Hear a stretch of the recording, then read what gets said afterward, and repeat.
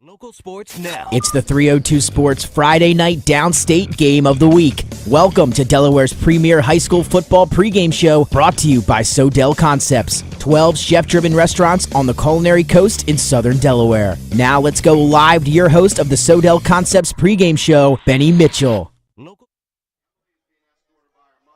evening, folks. I'm Benny Mitchell, and you're watching the Sodell Concepts pregame show on Delaware Live, powered by 302 Sports. Tonight we'll bring you a special Thursday night edition of our downstate game of the week. Shortly I'll be bringing my color commentator Jim Tack, Linda Marvel, and Trey Mitchell on the cameras tonight. Tonight is a battle of the unbeatens, but from two different classes. The number 3 ranked in Class AA Woodbridge Blue Raiders, 4-0, make the short 18-mile trip south tonight to take on number 1 ranked Class A Laurel, who's 4-0. Jim, this year we talked a lot about playing up and down in class, and how it affects the postseason or how it affects this game or that game. And tonight we have AA versus AAA. But these two teams, they've been playing each other for 50 years. Tonight's game is just an old-fashioned Henlopen Conference South game between Laurel and Woodbridge. During the summer, I talked to Laurel head coach Joey Jones. He said that when he looked at their new Class A schedule, they knew that this is a game they wanted to continue to play because it's a game they've been competitive in. It's a game that he thinks is good for both communities. And basically, I don't think Joan believes his team will be in single A for very long. Jim, when we talk about the 18-mile trip from Woodbridge to Laurel, you know it well. How was Greenwood tonight? It was abandoned.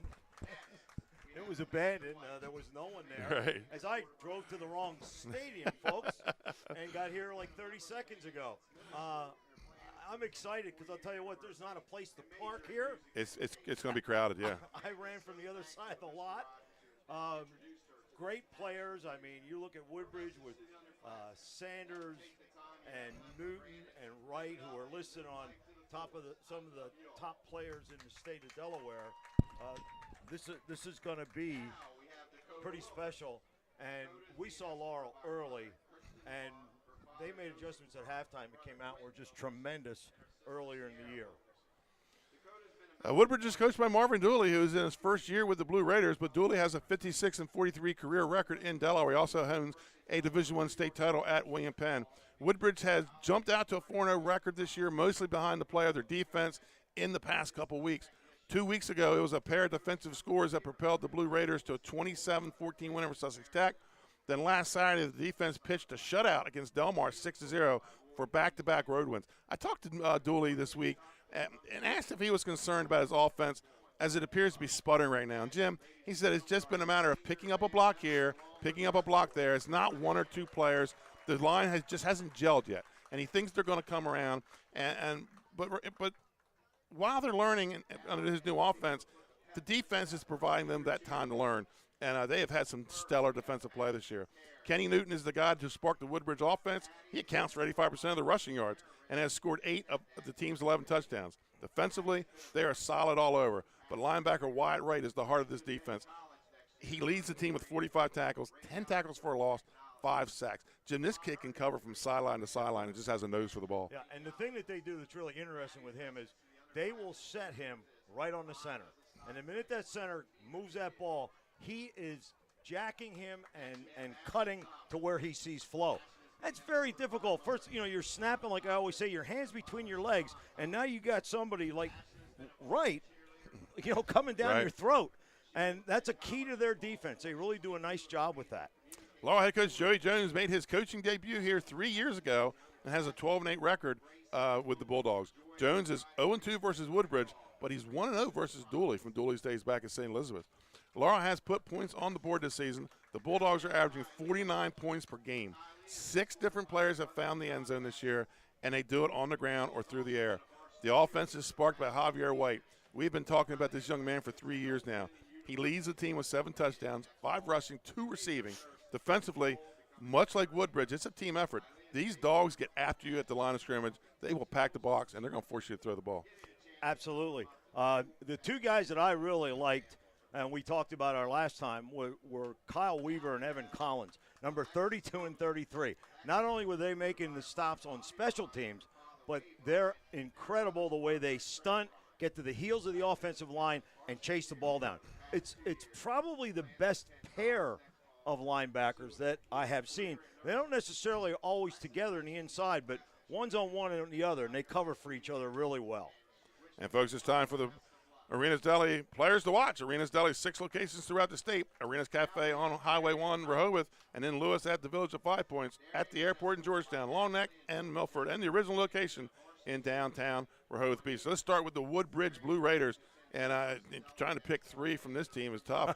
But we're going to start with number 66, Corey Sanders, a 6 foot, 185-pound, two-way lineman. Yeah, he runs really well. Great blocker, stays on things. Just gets off. You know, you want to get into the neutral zone as a lineman, and he's the guy that does that very well. Number 6, Kenny Newton. He is their offense. He also plays linebacker on the defense. He's also 6 foot, 185. He doesn't look 6 foot, 185, but when you get down the field and look at him, he's a 6-footer. I looked at him eye to eye today. But this kid, 111 carries for 545 yards and 8 touchdowns on the ground. Yeah, and I also think, if I remember, some special teams things where he will just take off. So he's the full dimension, offense, defense, and special teams. Very good player to watch. Keep an eye on him. Jim, I meant to text you this week when you watch film to watch this guy, number 50, Ellis Cannon. We talk about the pest each week. This kid, I think he's the most underrated lineman in the state of Delaware. He plays both ways. Against Cape, he played center and nose guard. So he was up against, the 300-pound lineman and had a heck of a game. Last week, 12 tackles in the Delmar game last week. Ellis Cannon, the senior, I mean, he is number 50. He is just a pleasure to watch. And not a big guy, 6 foot, 190. I think that's with his pads and his shoes on. But what's interesting, like you said, 7 tackles for loss. Right. That's incredible. So there are people all over the place you can focus in on tonight, Pete. I'm telling you, great people. Right, and Ellis Cannon, 28 tackles on the year, 5 sacks, and a fumble recovery. Let's talk about the Laurel Bulldogs. And every time we come here, we talk about number 3, Javier White. What a special treat we have tonight. 2 great athletes in Wyatt Wright and Javier White we're going to see on the same field tonight. But Javier White, he's the running back, the wide receiver, the defensive back. He runs back punts. He runs back kicks. He sells popcorn at halftime. He's the senior. They love to run the quick pitch with him and get him on the outside. That was one of the first plays they ran when we saw them in the opener. And not only, like you said, he's a great pass receiver also. So that's their answer with their speed. And when we saw Laurel earlier in the year, we talked about the changes they made at halftime. They put a guy over the center, and then they came out and they threw a little more. And a big touchdown pass I watched this afternoon was they faked the short, flat, and hit the deep. And they do it very well. The linebacker, number 32, Kyler Weaver, he was our pest of the game the last time we were here. Yeah, all over the field. You see his size. He's really not that big, but he just runs with reckless abandon. He doesn't take wasted steps. He's really keyed in on his reads. And the co-pest of the game from that season opener, number 33, Evan Collins. Collins, again, all over the field. I think what they do, I'm not positive, but I think that they make sure they have one on the right and one on the left. Right. They may not start there, but they end up in that position and they cover the field. Folks, you're watching the Showdown Concepts pregame show with Benny Mitchell and Jim Tack. Trey Mitchell and Linda Marvel on the cameras tonight. We'll be right back after this commercial timeout with our X's and O's. Hi, I'm Scott Kammerer from Showdown Concepts. Today we're at Blue Coast Seafood Grill and Raw Bar in Rehoboth Beach, Delaware. Come check us out. Located in the Rehoboth Gateway, Blue Coast features indoor and outdoor dining and serves beautiful, simple food that highlights the flavors of Southern Delaware. With chef-inspired daily specials, an award-winning wine list, and an extensive list of craft cocktails and local beer, Blue Coast is the perfect spot for a night out. Blue Coast Seafood Grill in Rehoboth Beach, Delaware, open 7 days a week year-round for lunch and dinner. See you soon. And welcome back to Laurel High School. Schallenberger Field here, home of the Bulldogs, and it's time for our X's and O's, brought to you by Richard Y. Johnson and Son Contractors. They've been construction managers for over 6 decades. Great buildings built by great people. R.Y. Johnson and Sons Incorporated. Jim, let's talk about what these two teams have to do tonight to be successful. And I think when you talk about Woodbridge, put pressure on Shockley, make him throw with feet around him. Yeah, that's a good point, because if not, he'll scramble on you. He will That's a big contest, and I think those things are going to be determined by how you play defense and if you make them change. Challenge them to throw the ball, bring people up. I think Laurel, they need to win the turnover battle. Both teams are plus in the turnover, and that's why they're both 4-0. But I think they need to win. They need to get some turnovers tonight. Yeah. Again, we always talk about more shots on goal. That's the way for it to happen. Get the turnovers, keep the other team from having the ball. Play keep away. And play inspired from the opening whistle. Yeah, I don't see how you can't be inspired here tonight. Right. This is just a great atmosphere with a lot of people, a lot of fans. And for the Woodbridge Blue Raiders, what do they have to do tonight to be successful? Control the trenches. Yeah, Laurel will. I'm sorry, Laurel. I'm talking about Laurel. Yeah, my bad. Laurel will do a good job in that, and if they can't, they can throw. But you're right. That defensive line for Woodbridge and linebackers are pretty exceptional. So I think you have it right. You put it right on the head of the pin there. They need to control the line. And after they control the line, establish the run game, make Woodbridge pack the box tonight. Yeah, make Woodbridge pack the box, and like you came out earlier this year, then you can come out and throw your shots. So quarterback is accurate on a long ball. And they have a big crowd here tonight. You can't see it from our cameras because they're underneath us. But there is not a parking spot to be found here. They need to get the home crowd in this game early. Yep. They have a senior night tonight, which adds a little bit more excitement. But folks, I'm telling you, I parked in another county, I think. Yeah, you hustle, baby.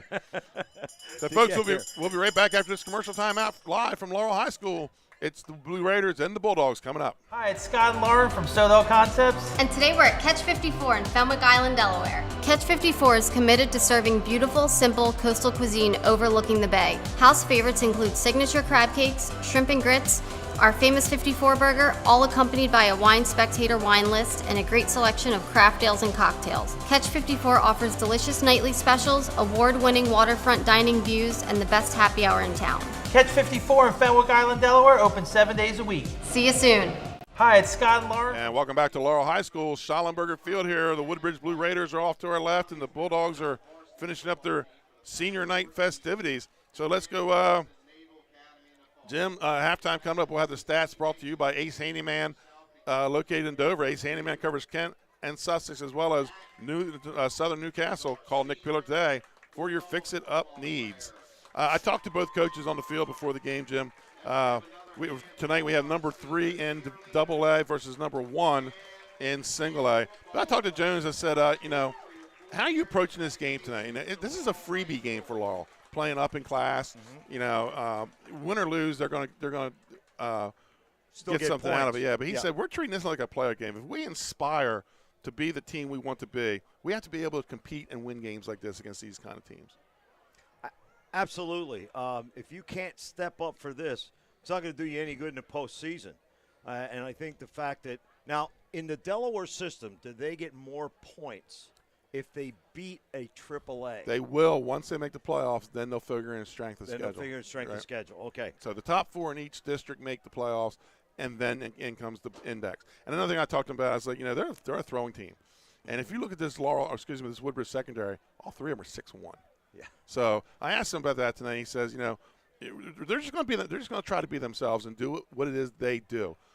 Woodbridge is going to come in and they're going to try to stop them in the air or stop them on the ground. And he just, if they play their game, they may step in and just do the other. Whatever Woodbridge stops, do the other. And I asked Dooley, what are you going to tell your team? Away game, on the road, 4-0 versus 4-0. What's the last thing you tell your team before you go out in the field? And Marvin Dooley said, you want respect, go out and earn it. Yeah. Good point. Good point. And for him, he's really only 5 weeks into a new system. Right. So when he says there's some little glitches here and there, that's why. The captains are going to the center of the field for the coin toss. It's time for the turf report. Tonight we're playing on a Bermuda grass surface. Excellent condition. Temperatures in the low 70s. It's supposed to get down below 60 tonight, Jim, before this game is over. And we have no winds to speak of here tonight. I want to thank some of our sponsors here: Barclay Heating and Air, Capstone Homes, Ace Hardware Handyman in Dover, Juwan Johnson State Farm, Arena's Deli, Active Pest Solutions, Louis Pizza, Richard Y. Johnson & Son, Lasher's Barbecue, and Sodell Concepts, 12 chef-driven restaurants along the culinary coast. Folks, it's just about game time. The coin toss is on. Both coaches and the captains are on the field. And like you said, Jim, if you can't get excited for this game tonight. Yeah, you don't have a heartbeat. Yeah, exactly. Because I've been all week just been excited about getting this game going. Yeah, this is going to be good. I've seen both of these teams even be behind and come back with great adjustments from their staff. There's speed on both units, and there's good linebackers. It'll be fun. Laurel Bulldog ranked number 1 in single A. They are 4-0, and Jim, they've really not had a test yet. They've blown out everybody they've played. Woodbridge, number 3 in double A, and they've been tested a couple times here this year. You know, they had the 6-0 win last week against Delmar, and that's a rivalry game, so you expect things like that to happen in a rivalry.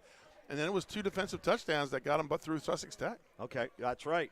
And that was early, and Tech has given some people some problems. That's another thing to go in and examine, because they have some good kids. They can be a good football team at times, and they gave them all they could handle. So I guess we've messed up the beginning of the game here. I don't know. Somebody deferred, and then Laurel ran off the field, and the referees shoot away Woodbridge. So I don't know who's getting the ball first. I guess we're going to find out. We will find out shortly.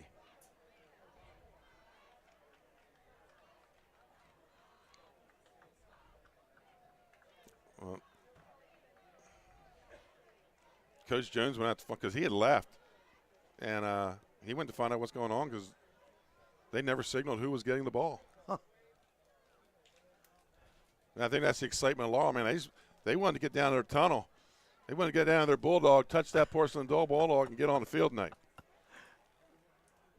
Yeah, it's neat. There's a lot of people, good atmosphere, 2 good football teams.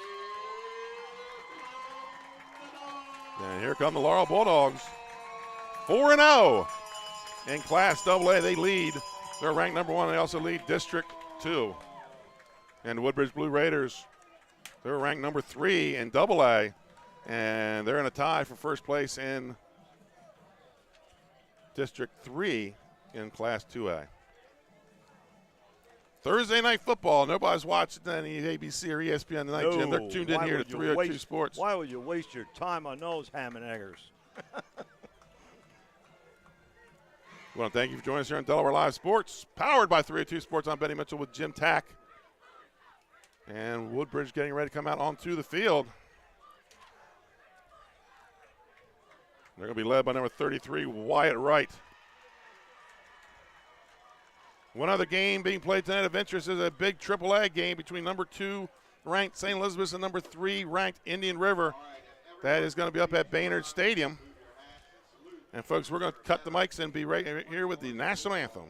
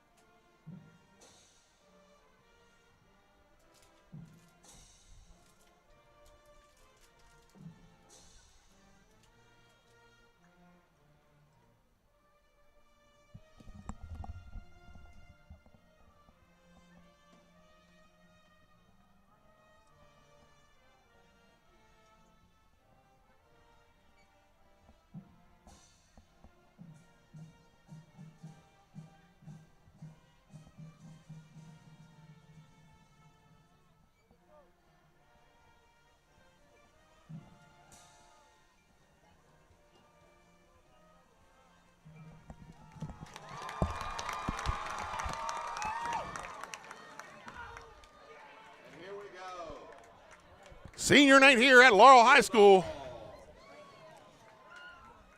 with the Laurel Bulldogs and the Woodbridge Blue Raiders.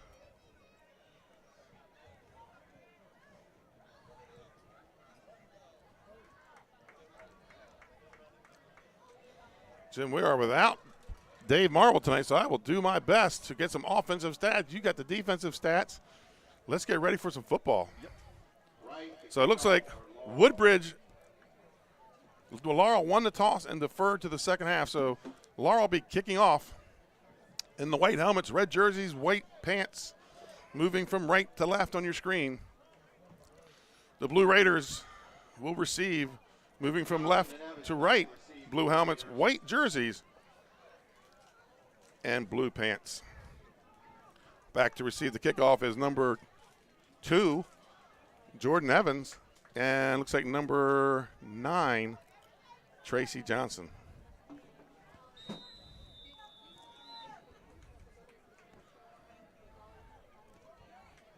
And kickoff, and we're underway. And it's going to be taken by Evans at about his own 24-yard line, dances right to left, kicks it maybe 2 yards, and that's it. But Javier White. They will take over 1st and 10 at their own 20, call it the 7-yard line. Number 3, Javier White down there. Big stop.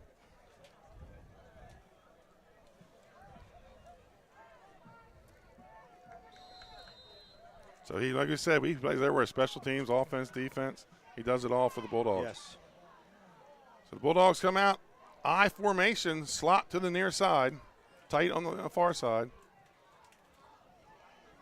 And they're going to go motion, hitch pass. And I guess they're going to call it a lateral.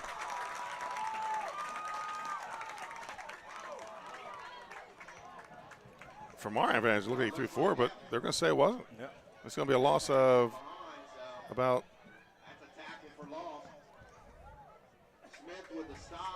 loss of about 12 on the play, 15 on the play. 15. It's going to bring up a 2nd and 27.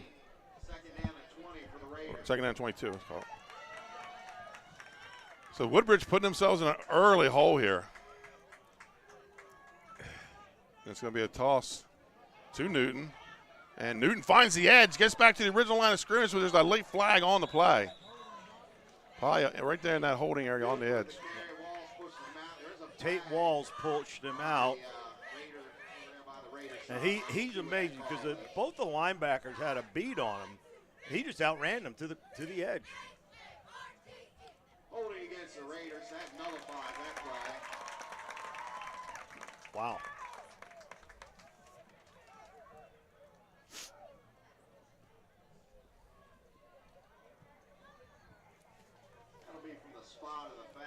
So spot foul. So I don't think it's going to change much. I think Woodbridge might actually get a gain on the play. Maybe about 2. So that's going to bring up 2nd down, and looks like about this time it's about 20.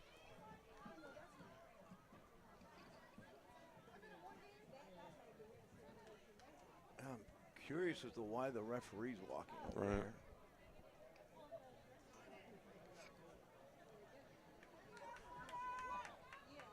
I'll ask them if they want the penalty. Well, after the game we had last week with the unsportsmanlike to start a game. Right. I've never seen that. That's going to take Woodbridge down inside the 10 now. Looks about the 7-yard line. It's going to be 2nd and forever.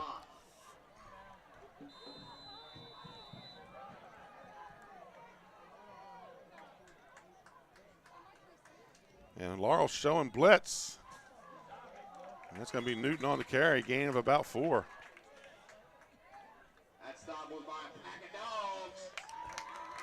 dogs.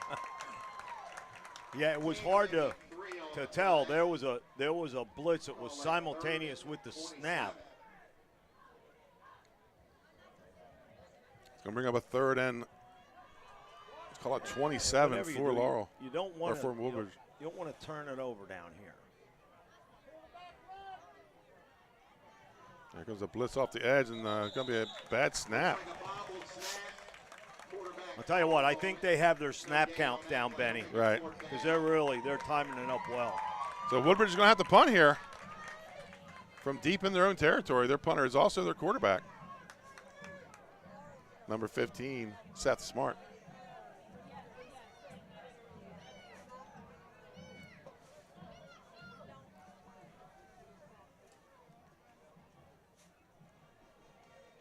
Woodbridge going to show trips on their punt team here. Oh, it's a high snap. Boy. It gets down and gets it off. And he's going to get a little bit of a Woodbridge roll. And so he's going to get it out to about midfield, out to about their own 47, where Laurel's going to take over. 1st and 10 to start the game. Yeah. Not a great series for Woodbridge. No. I will see. Like again, they love that speed sweep, quick sweep early, and they have the wide side here to the field. So 1st and 10 for the Laurel Bulldogs at the Woodbridge 48-yard line, their first possession of the game.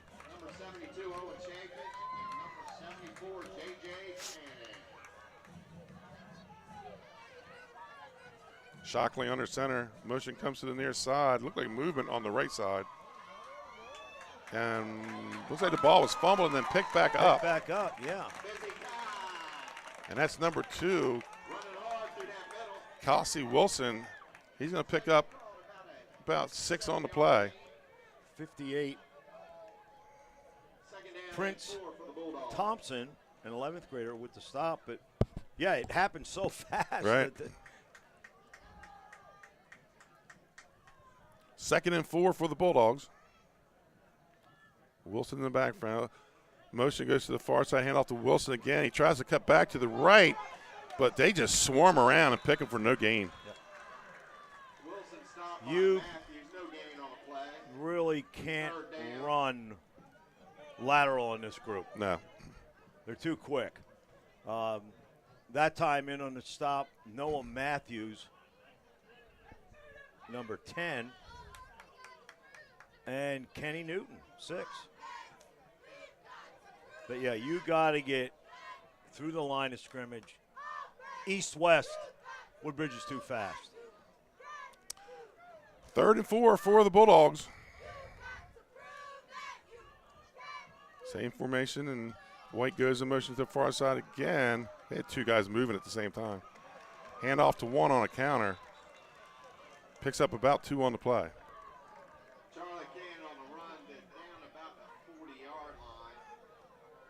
Stop that time.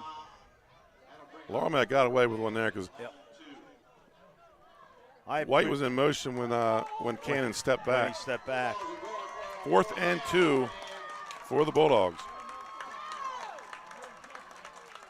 White goes in motion again. It's going to be a toss to White. It's a quick pitch. And that's Cannon in there with the stop in the tackle for a loss, and a loss of about 5 on the play. And it's going to be Woodbridge ball, turnover on downs. Was that Cannon or Sanders? Sanders, I'm sorry. Sanders, yeah, 66. Yeah, he came out of there.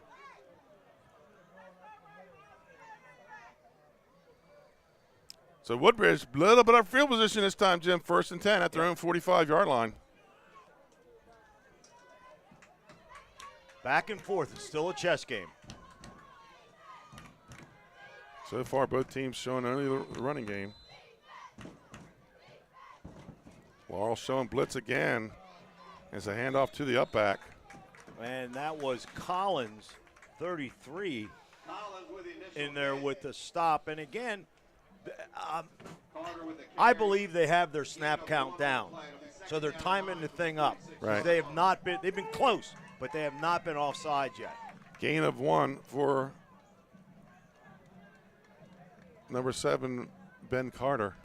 They've gotten him more into the offense the past. We didn't get to see him much in that first game. 2nd and 9 for Woodbridge. It's going to be a toss, and that is to Newton. Newton juking and finding some way out there, and he's going to have a first down. So 9-yard carry, or 9-yard carry for Newton. Tate Walls, 15, on the stop. We'll give him 10 on that carry as they spot the ball up. First down for Woodbridge as they move into Laurel territory at the Laurel 44. 1st and 10 for the Blue Raiders.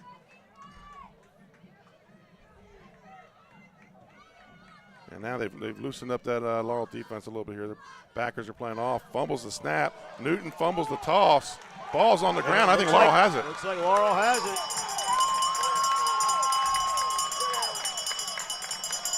So we talked about turnovers. They got the first one at midfield.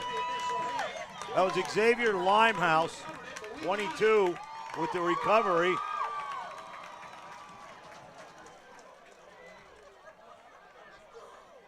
So with that, Bulldog will take over on the 50-yard line.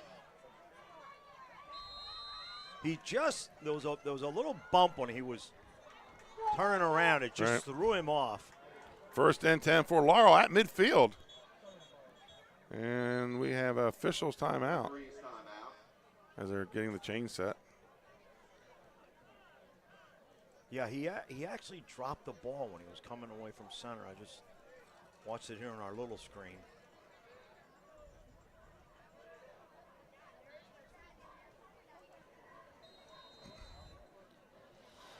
So here we go again. First and 10 for the Laurel Bulldogs at midfield. And looks like it's going to be like a little quarterback lead. Yeah. And nowhere to go for Shockley. Shockley with the keeper. No gain on the play. Maybe even a loss. Yeah, it's going to be a loss of 1 on the play for Shockley. I'm pretty sure that was Ellis Cannon in there. And I said, watch. I meant to tell you, watch him on film because He's around it. he gets after it. Yeah. I mean, that front four is Right. a good-looking bunch of guys. I mean, Matthews, he must be 6'5". Second and 11 for the Bulldogs. Motion comes to the near side. Blitz coming by. Wyatt Wright, who else? And he has a tackle for a loss. Loss of about 4 on the play. That is the one that is tough to stop. 4 yards on the I said, He's one of the better athletes I've seen in a while. yes, he is. He reminds me, really remember talented. Keeler, who played here 3 or 4 years ago. Brock Okay. Keeler. He reminds me a lot of Brock Keeler, who is now at Salisbury. And I always said Brock Keeler reminded me a lot of Troy Reeder, who's now That's a playing with the pretty LA good Rams. that's a pretty good compliment. They're built the same. Reeder a lot bigger now. Former University of Delaware Blue Hen, now playing with LA Rams. 3rd and 14 for Laurel. It looks like they got Newton playing back at a 2 safety tonight.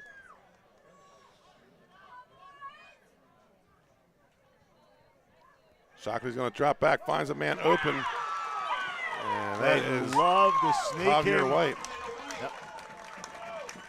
Close to a first down. We'll see where it's marked. Number 5, sidetrack.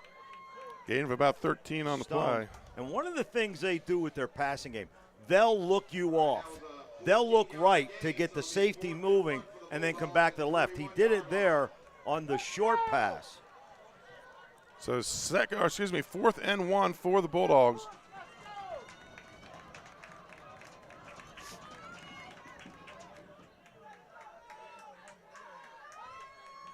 Here comes Wright. Speed sweep, and number 8, Wow. Rasheed Stones, comes in untouched. That's the second 4th down of Dave Snuff. Yep. They are taking the emotional battle right now. Raiders will take over. Well, Loss of about 3 on the play. they have that scouted out. We talked in the pregame show about them using that quick sweep, quick pitch, and trying to get to the outside on there. They're going to have, I think you'll see them turn to the throw of the ball soon. All right, so Woodbridge erases the fumble with a second turnover on downs, and they're back to work at their own 45-yard line. 1st and 10. Here comes another Laurel blitz.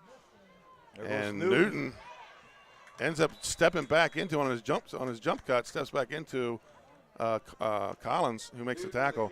Gain of 7 on the play. 2nd and 3 for Woodbridge. Gain of 7. I imagine Thursday night, it's not just Laurel and Woodbridge people here tonight, Jim. I imagine all of Sussex County, or a lot of Sussex counties out here. That's what happens with a lot of the Thursday night games.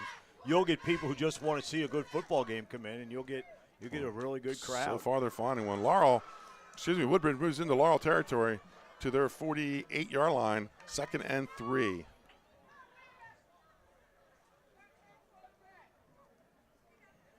There's that slant pass.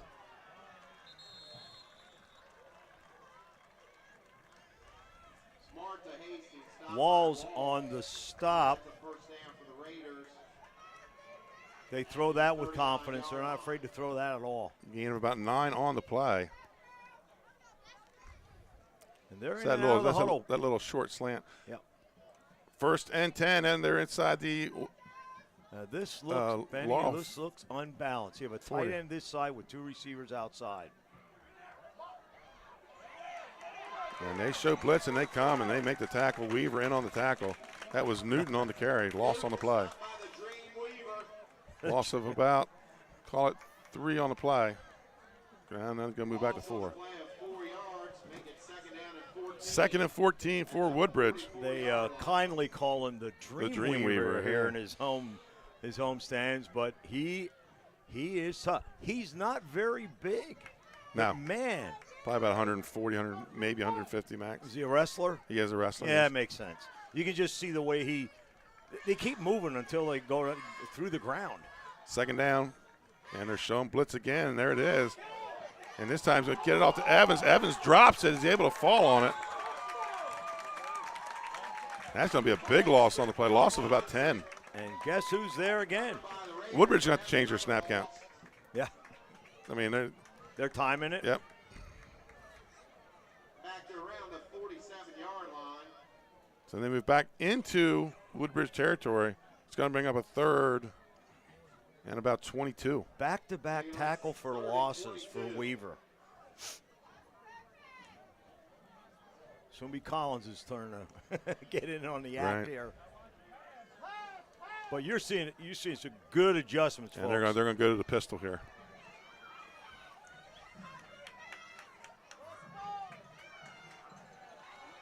Smart looking downfield Oh, and incomplete. almost a pick six. And I think we have a flag on the play. Reception breaks that up. It'll be fourth down. And it's going to be a hold on Woodbridge. I imagine they're going to decline it. And that penalty was against the Raiders.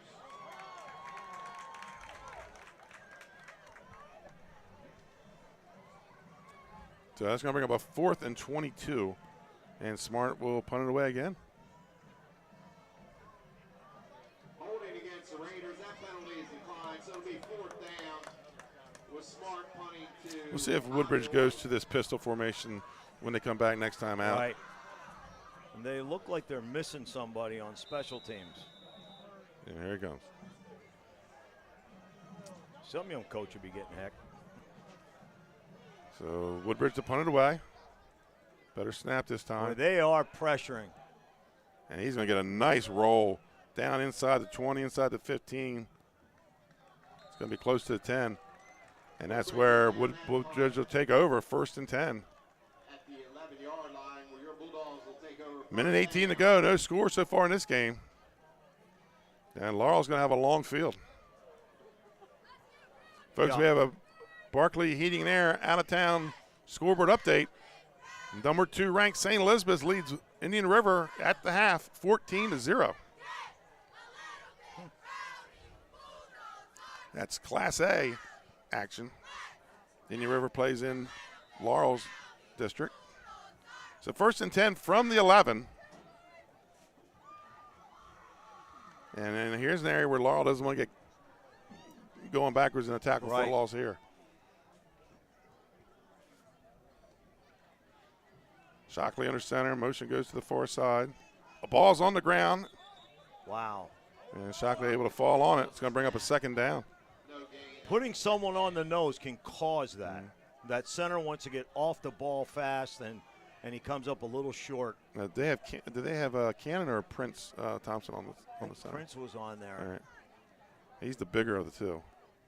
But Alice Cannon's quick. Yeah. Hey. Now they're going to a 4-man front. So a loss of 1 on the play is the fumble snap. 2nd and 11. And handoff up the middle, nothing there, and there's going to be a flag on the play.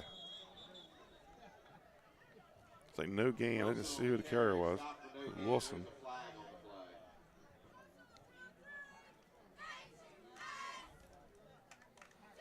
I guess they're going to go back to the Bulldog and talk about it, the two referees.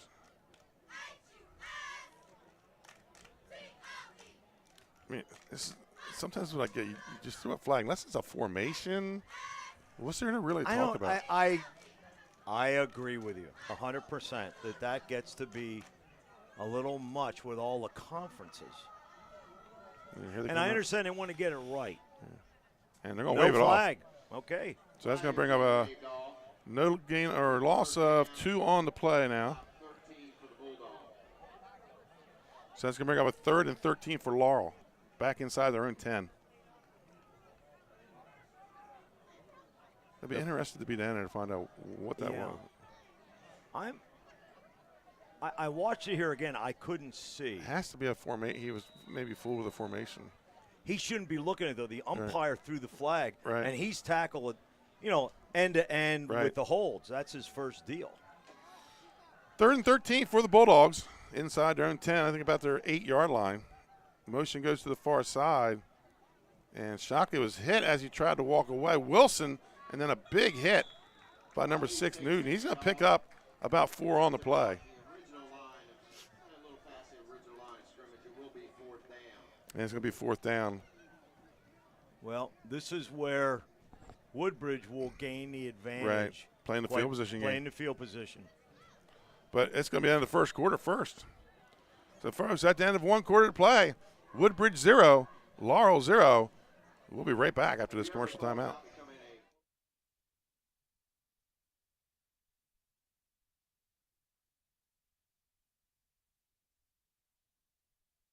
For over 15 years, our company has been building homes in Sussex County, Delaware. We offer a completely comprehensive program for our customers that makes building a new home enjoyable.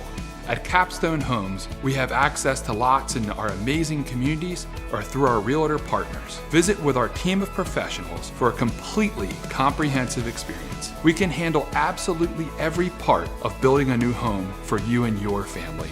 Create your new home. Create a Capstone home. For over 15 years, And welcome back to Laurel High School. Jim, that took you longer to drive here from Woodbridge than it did to play that quarter, didn't it?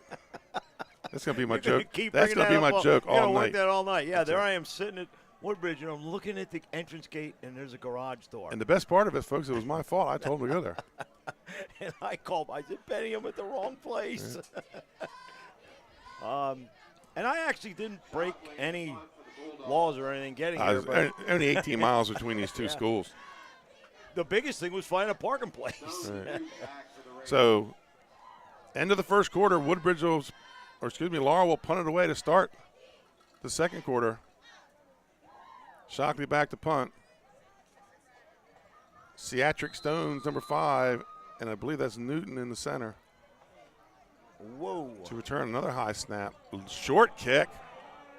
And that's what that can cause. That's poison there. Yep.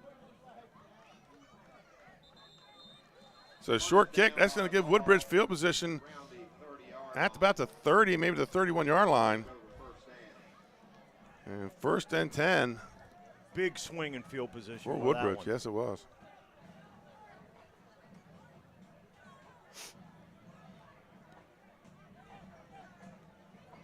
I'm impressed. Laurel, they have quite a few numbers. They have a solid sideline. They do. So 1st and 10 here for Woodbridge at looks like the 32-yard line of Laurel. So special teams key so far right now, Jim. Absolutely. Absolutely. There's the ready-to-play whistle. And they do go back under center. Here comes another Laurel blitz. Newton's going to push ahead, pick up about 5 or 6 on the play.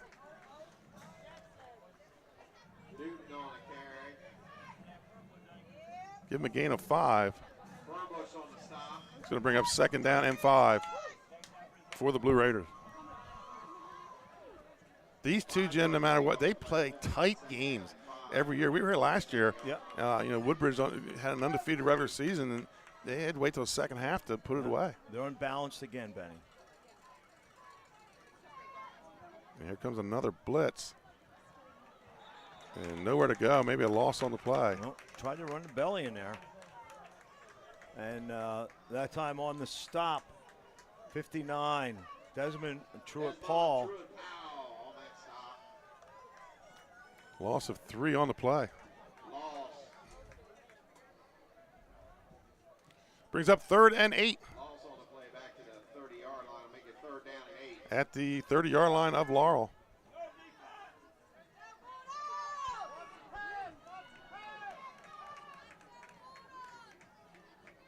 It's going to be a toss to Newton. He steps out of a tackle, cuts it back inside. He's going to pick up a couple on the play, but it's going to bring up 4th down. So he gets the 3 back.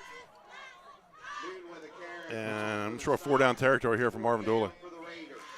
Collins, I think, on the stop that time with help from.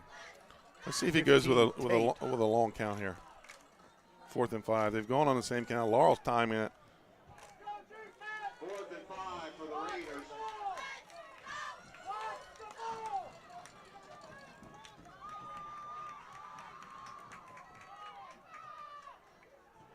It's going to be a pass and caught by Westcott. Makes the turn down the sideline, stiff arms.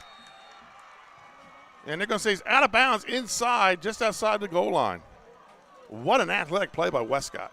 Yeah. And how about the quarterback getting hit as he threw? The quarterback got hit by Parker Cannon and threw the ball while he was going to the ground. Pretty impressive, folks. Gain of about 26 on the play. And it's going to be Newton in the Wildcat. He lost the ball. He lost the ball. That's the 2nd turnover for Woodbridge.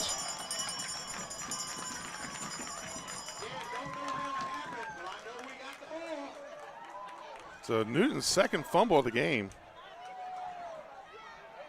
I'm not sure. Now the officials are talking to him. There was a little conversation there at the end of that play. I'm not positive who had it. I know that Collins was near it. Looks like the Bulldogs will take over after that fumble recovery. So it's going to be 1st and 10 for Laurel in the shadow of their end zone. Ball at about their 3 or 4 yard line, and Laurel's going to take a timeout, and we're going to take one with them, folks. We'll be right back. Barkley Heating and Air. Barclays can work on all brands specializing in air conditioners, gas, oil, and heat pumps. Family owned and operated with over 17 years of experience. Licensed, insured, and a multiple-year First Aid Favorites winner. Barkley Heating and Air offers 24-hour emergency service with service plans available. Customer satisfaction guaranteed. Call 302-653-5971 for a free estimate today. John and Ginger Barkley are looking forward to serving the community. Find them on the web at barkleyheatingandair.com. And welcome back to Laurel. That was Evan Collins on the recovery. So that's 2 2 Woodbridge turnovers. But they're winning the field position game, Jim. So yeah. But we've seen Laurel do this. That they'll find a way. But right now, I mean, Woodbridge has a great opportunity to pin them deep again. 1st and 10 ball at the 2, they say. Looks like it's more out by the 3 or 4. And they're going to stack him up. I don't think he got anything on the play. That was Wilson on the carry. No gain on the play. It'll make it 2nd down. Maybe even a loss of 1. Yeah. So that's going to bring up 2nd and 11.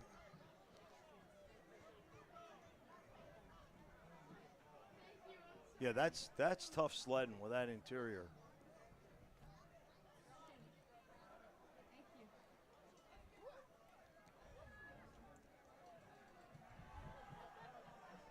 Neither team really getting vertical yet, Jim. They've played the safe pass. You're right. Yep, you're right. They have not gone anything. Motion comes to the near side. And over the middle and incomplete. That was a dangerous pass as Seatric Stones almost scoops it up. Yeah. Well, one of the other things I was able to pick up, they're taking their defensive tackles, Benny, and they're slanting them. If they don't have right on the nose, they're taking their 2 tackles and they're slanting them, And I'll tell you what, are they ever quick because they're missing them. They're missing them. Well, that's one of them 66, Corey Sanders. Yep. And the other 58, Prince Thompson. Yep. They may need to almost go to a drive-down scheme, drive the gaps and run them because they are really something inside. Shockley's going to drop back into the pistol in his own end zone. He's going to roll out under pressure by Sanders, and that's going to be incomplete. I don't think they'll call intentional grounding because it was Being I grabbed. think it was caused, yes, because Right. he was being grabbed, yeah. And that's why we have some vocal. That's the coaches up top. Yeah. Wanting the he's right, there was nobody around, but Sanders had his arms on the shoulder pads. Right. So it's going to bring up a 4th and 11 punt, and that's going to be a short snap too, Jim. Yep, here they come. Here they come. Stones will be the lone returner back. Shockley will be on the punt. And they're still in their spread punt. Oh, ho, ho, ho! Yep, he missed the ball. Right. That was it was a penalty, but why so long to throw that flag? What was he waiting on? Now, I don't know. But in most cases, they want to be taught to go out in the front. Right. But Well, I it think didn't surprise me that they went because they've been close before. he went straight up, Yep. which is That's the toughest one to do, right. going straight up the middle. But it was such a short distance to go. Yeah, and you have to usually know where the contact point is. Right. Because there's a step and a half that takes place. So that's going to be a first down for Laurel. 1st and 10. Benny, he was there so early. Right. On the ball. Should have just tackled him. Yeah. Just tackle him. You're right. But he was there early. Wow. So the ball moves out to about call it the 16. Again now, Woodbridge, critical mistake. That was Corey Sanders in there, but, he's so quick. So it was they threw the ball on the wrong side of the field.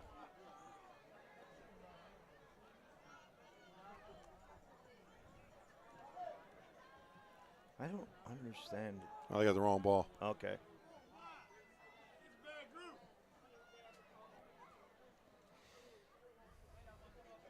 So here we go. 1st and 10 off the roughing the kicker penalty.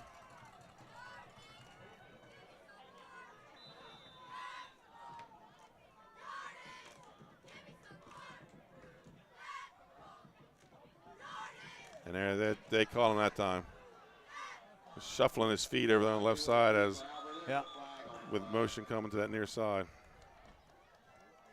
It's going to be back him up about 5. It's going to put him back inside their 15. Ben Carter on the stop that time for Woodbridge. Nice shot of the sidelines. Start against Bulldogs. Back to the 11-yard line will be 1st down and 15. So 1st and 15, ball at their own 11. Yeah, if Laurel can just get out of here with something bad happening right now.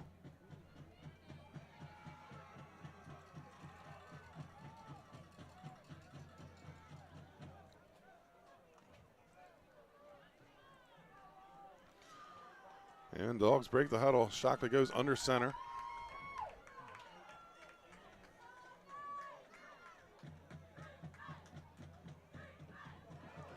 And that's going to be Wilson on the carry. Straight up the middle. Pick up about 10 on the play.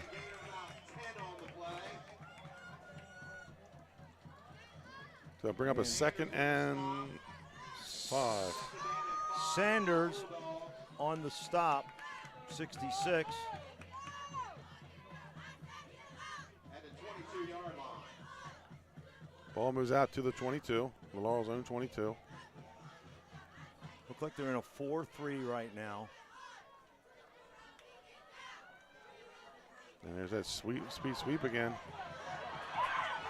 And he's got enough for the 1st down. And final hit going to be made by Sanders. First down for number 3, Javi White. Gain of about 20 on the play for White. Newton was in there first, and then Sanders followed up. Well, Newton tried to tackle the ball. Yes.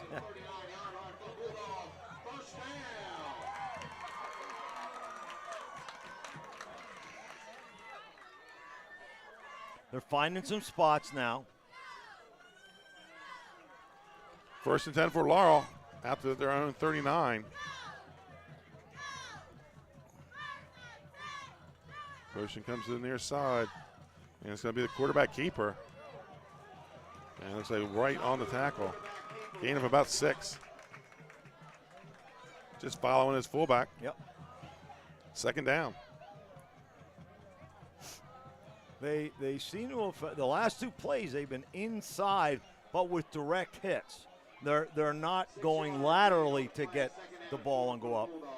It's direct shots. Second down. Go give him a gain of 7. As the down guy, he was doing this to me last year, Jim. Yeah. That late move.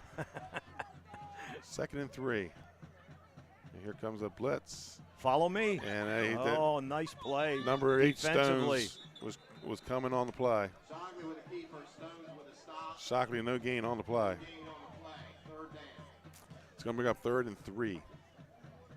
Stone's second stop of the evening. His first one was a tackle for loss.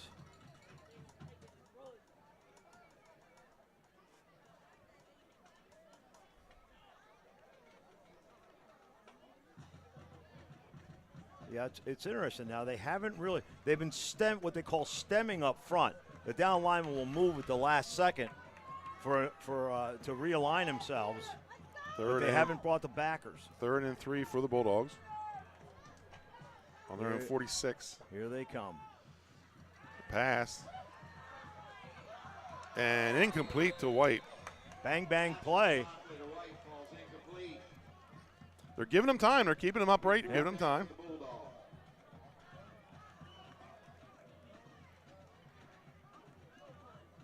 Fourth down. So they're gonna play the field position game, and Shockley will punt it away.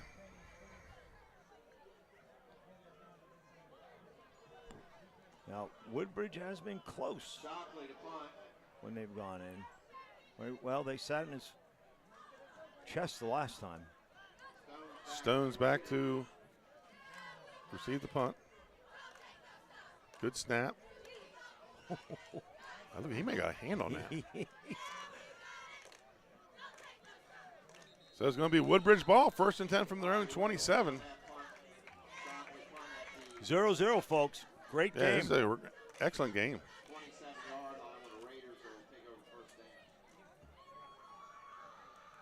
It was interesting because Laurel had found a little spot inside. They ran, and then Woodbridge shuts it down. That's a sign of good teams. They adjust. 1st and 10 at their own 27-yard line for Woodbridge. 5:42 to play here in the first half. Smart under center. And he's going to roll out play action. There's a flag on the play, and there's going to be a sack by number 74, Jaquez Cannon. So we do have a flag on the play. J.J. Cannon with a sack, flag on the play.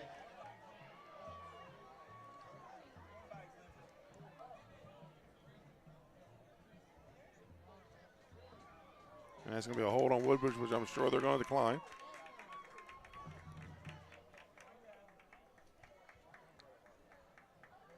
Yeah, and Weaver was chasing there with him also.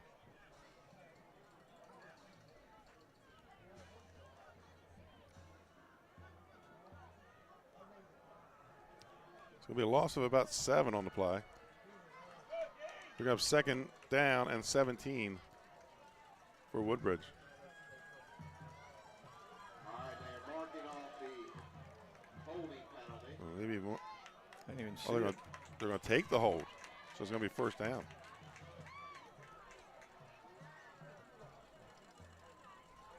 That's like a 20-yard penalty, Jim.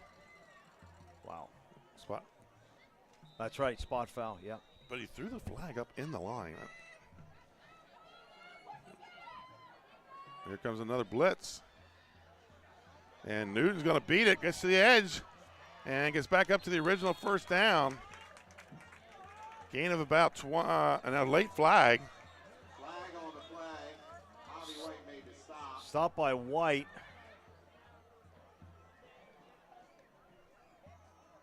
So he gets 17 back. And then we have a flag. Unsportsmanlike, and that's going to be plus 15. Not, I'm sorry, not the mark of a. Yeah, you got to clean that up. Yeah, exactly. Good way to say it, Benny, because you just can't have that. You got to be able to depend on your guys. You're going to have 2nd and 10. Yeah. And now you're going to have 1st and 10 at midfield. What is the penalty total so far? You were pretty busy over there. Yeah, I'm over there. It's about 5. 2. With that penalty, the Raiders will move up. I have to get my calculator out for that. First down and 10. Woodbridge 3 for 45. And they're 2 for 20. Laurel 2 for 20.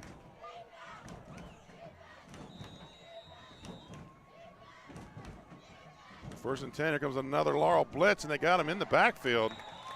Loss of 1 on the play.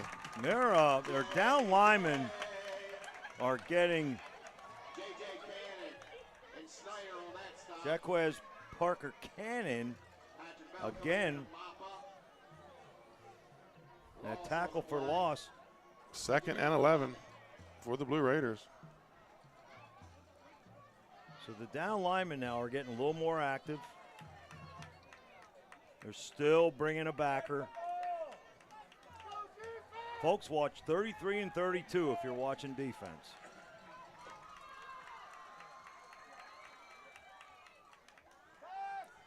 Oh, another slant pass to Westcott, and he's going to get the first down. Picks up about 14 on the play. Nice throw. Nice grab. I think teams down here will be glad when the Westcotts are all done. This is the 5th one. They've been a great group of athletes for Woodbridge over the years. White on the stop.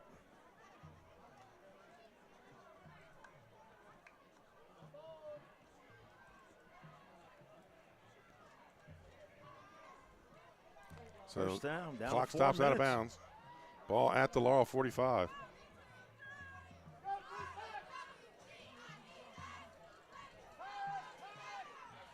And that's out to Newton, and he's got nowhere to go. There you go, 22 and 33.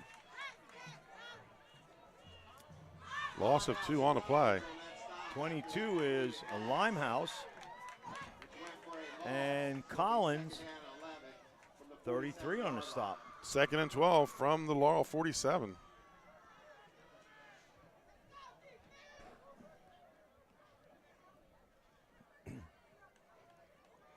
And it looks like Dooley's going to a little bit of the short passing game to break up this blitz.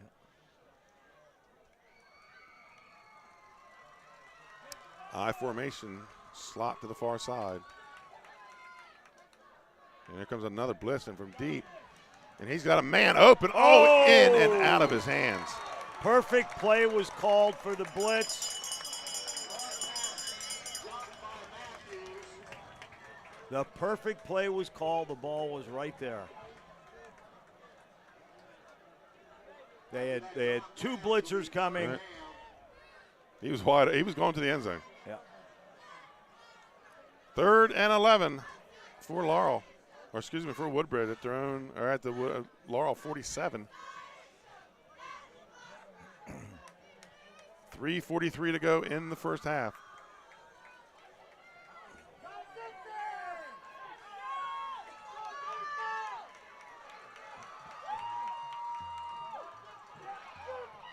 And Newton gets the handoff late. I don't think that was a draw. I just think the linebacker was in there fast. Yes, he was. You're right. That's exactly what it was. Gain of about 6 on the play. And it's going to be a timeout, Laurel. So interesting if Dooley plays field position here, or if he goes for the first down on a 4th and looks like 7. They're taking a timeout. We're going to take it with them, Jim. We'll be right back.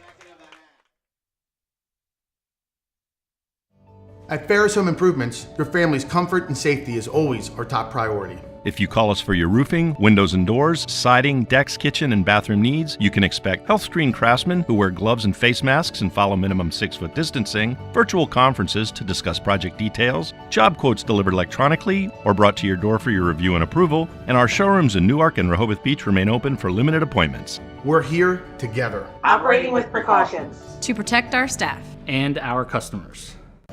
At Ferris Home Improvements, your family's comfort and safety. And welcome back to Laurel. Still no score. Woodbridge faces a 4th and 7 at the Laurel 47. Their best play has been the quick look in.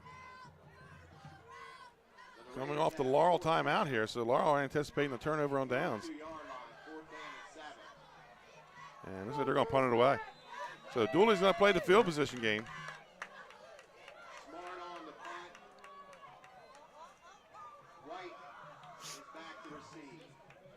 Remember, we have a quarterback punting. Whoa! Nice. That's heads up. The up back backed up a little too much.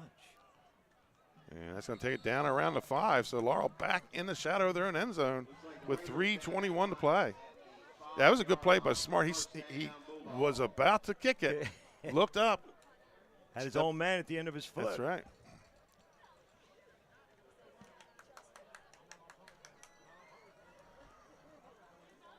One thing we haven't been in tonight, Jim, we've been in the last year's red zone, but it's been backwards. Yeah, we're usually in there 4 or 5 times by now. Yeah. It's 1st and 10 for the Bulldogs. 3:21 to play here. They're at 1st and 10 at their own 5.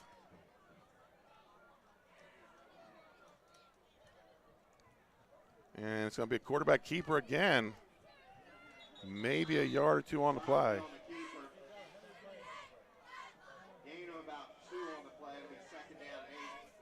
Gain of 2, 2nd and 8 from their own 7.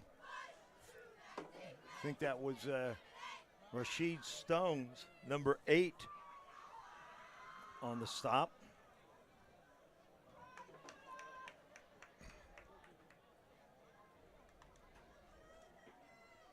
Second down for the Dogs. 2nd and 8 from their own 7. Down to 2:42 to play here in the first half. And he's going to get caught in the backfield. And that's going to be a Woodbridge timeout this time, I believe. Oh, there's a flag on the play. Corey Sanders, 66,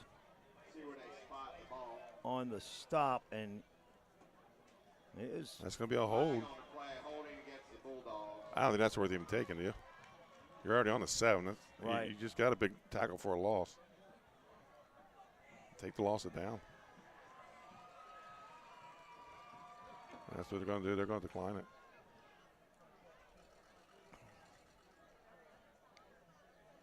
Holding decline by the Raiders. Been a lot of holding on this. And timeout. Yes. Woodbridge. We're going to stay right here. Their first of the half. So that's going to be a loss of, 3 on the play. Stats went like 3rd and 11 or 3rd and 12. The hardest part about adding up the stats is going to be going back and forth between the positives and the negatives. That is going to be a lot of. Man, we met the amazing Marvel, man. We're missing him tonight. He'd be shaking his head right now. Shaking his head. That's right. Yeah. Dave's good. He does a very good job with the stats. Marty Sheehan from the Delaware debate gave him a shout out last week about how his stats are always. First, he gave me credit, so I had to go on Twitter and go, "Well, it's not me," But Dave Marvel does a great job with stats for us. Had to stay at work tonight, Thursday night. Yeah, he called me early and said something came up.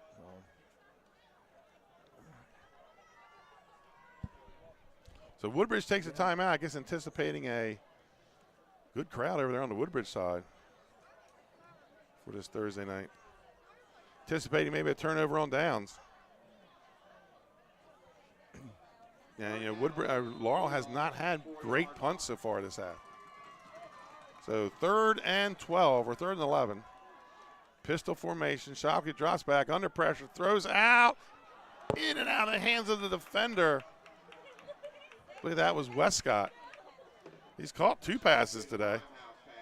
Now, will they come again?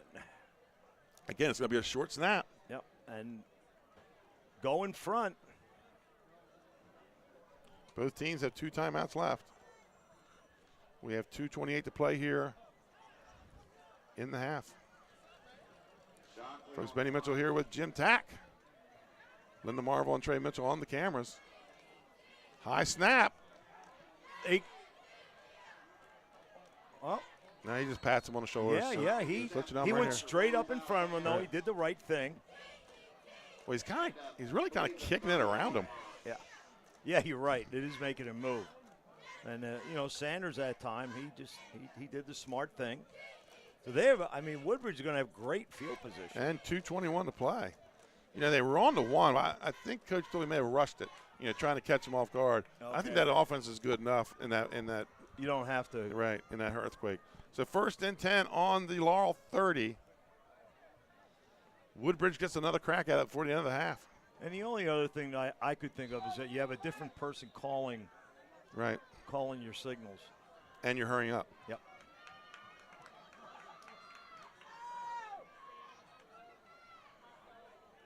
And wow. Puts his head down and gets dropped right there at the line of scrimmage. I'll tell you what. JJ, Cannon, and Snyder blow that play up. No gain on the play. No gain, 2nd down. Cannon and Snyder. Cannon's checking out. I don't know if he took a big hit there or what, but he's holding his head as he comes off the field. 2nd and 10 for the Blue Raiders. I formation, slot to the near side. Here comes another blitz, and they're going to catch him off sides this time. We've been waiting and waiting for Woodbridge to do that. I think they may have called a couple guys moving on that one. That's going to bring up a 2nd and 5.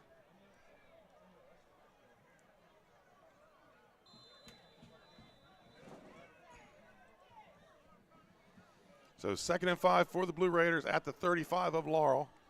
No score here. And there's that. Out. And that's picked off by White.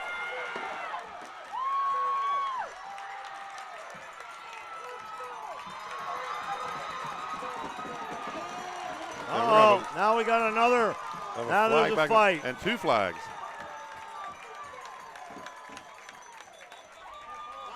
That could be their 2nd and 3rd unsportsmanlike.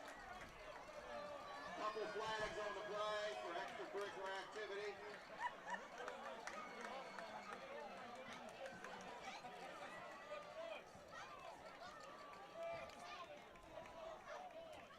Bobby White returns that pass at 50. We'll see what these penalties are. But no matter what, They're going to be dead ball fouls.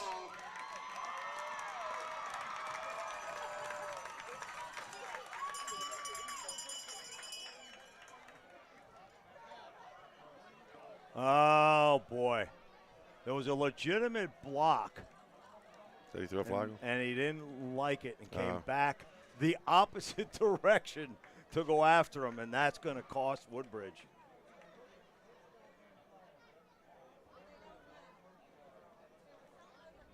If they're both on him, he could get tossed.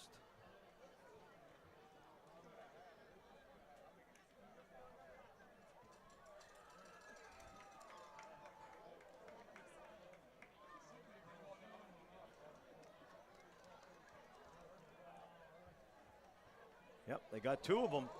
The 2 unsportsmanlikes. I saw it here on the replay. They were legitimate, folks.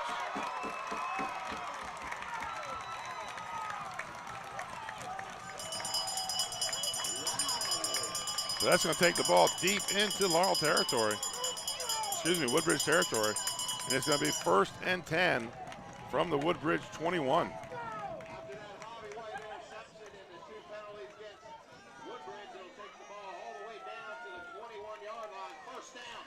So in the minute 25, Laurel with a chance to score before the end of the half.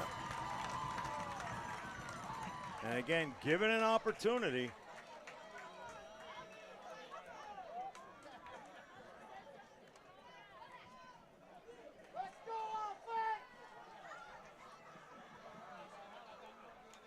Holding up for the chains. I was watching old games today, and you said the same. The down marker guy drives me crazy. Well, now all of them. I guess they didn't realize they had to go too.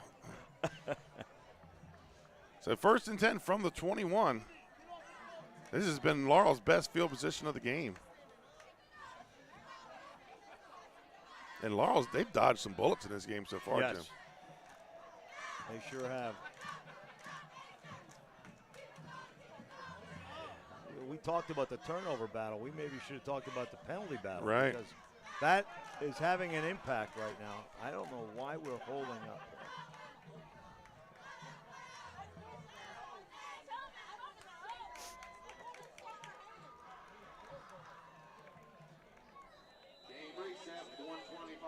So here we go. 1st and 10 for the Bulldogs at the Woodbridge 21-yard line.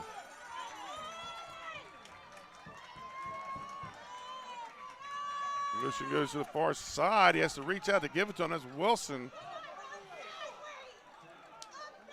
He called a hold. He's going to call a hold on White, I think.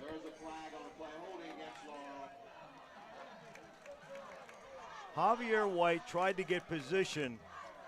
I just saw his hands come up inside, so. Well, it looked like he picked up about 7 on the play, but that's going to be negated. The umpire's busy tonight. He is busy. So mark it back 10. That's going to bring up a 1st and 20. And so far tonight, they've not been built for 1st and 20.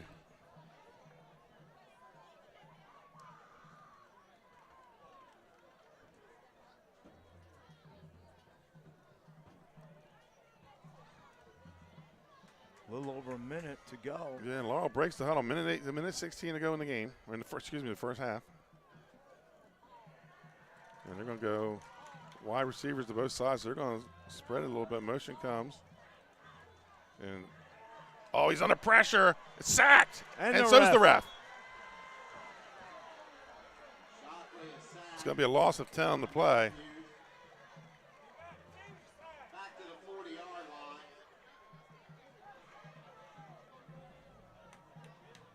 And that was number 10 on the sack, Noah Matthews. Noah Matthews. He's a big body. Tall drink of water there. You want to keep those big guys calmed down. You don't want to get pumped up. He ran him down pretty good. So 2nd and 29 for Laurel. And it looks like Marvin Doyle's just going to be happy to get out of here if he can with no score. He's not calling a timeout here.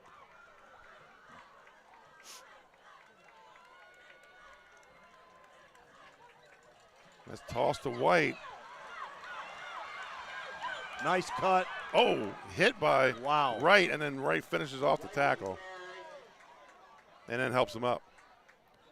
A lot of running, but it's only going to be a gain of about 7. Whistles timeout for Laurel. I just had a blast come over my phone. Easton, great wrestling school, great football absolutely. School, playing Bethlehem Catholic this week. Just canceled for COVID. Oh my goodness. Yeah, that's a big one. You'll probably look at 12,000 at that game. Yeah, the athletic director is scratching his head right now going, where do I get that back? Right? So 11 seconds to play here. Laurel takes their 2nd timeout. And notice, we talked about Dooley did not take a timeout in that situation. Right. And I think he wants to get in the locker room and straighten some things out. Straighten things out, yep. 3 turnovers. I'm not even going to attempt to add up the penalties until halftime.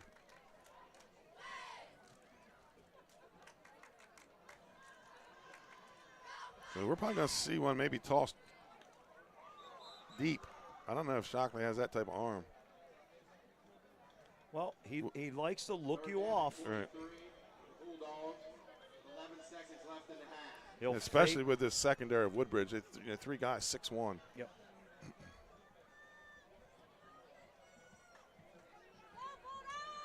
And at this point, and I'm not saying this in a, but Woodbridge has hurt themselves. Yes, they have. It hasn't been anything that Laurel's done.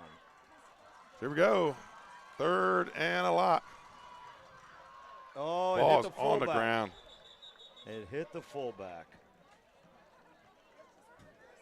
Loss of about 4 on the play. And I think that's just the way they're going to end it. They're going to say, both coaches are going to say, let's get out of here. Yep. Clean this up. Folks, your score at the end of the first half, Woodbridge 0, Laurel 0, battle of the unbeatens. Somebody's got to lose tonight, folks. We'll be right back.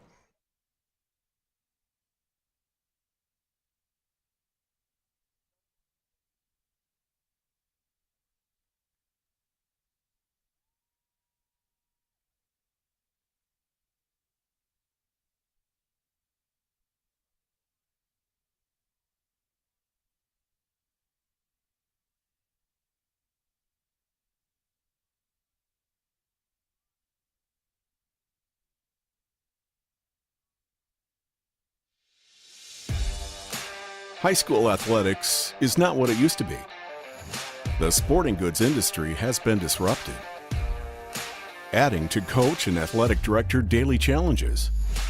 BSN Sports stands ready to change the fundamentals of our industry, giving our customers the advantages they need right now.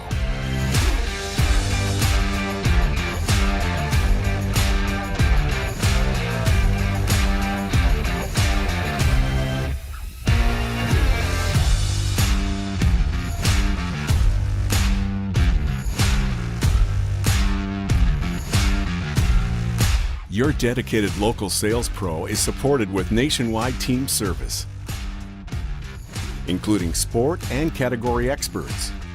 Get the look of D1 colleges and pro teams with our program that streamlines ordering your staff apparel, player gear, and fan wear. Stretch your budget with our fundraising solution. Free and ready in minutes. Our campus branding products are perfect for boosting school and team pride. BSN Sports has the advantages you need right now.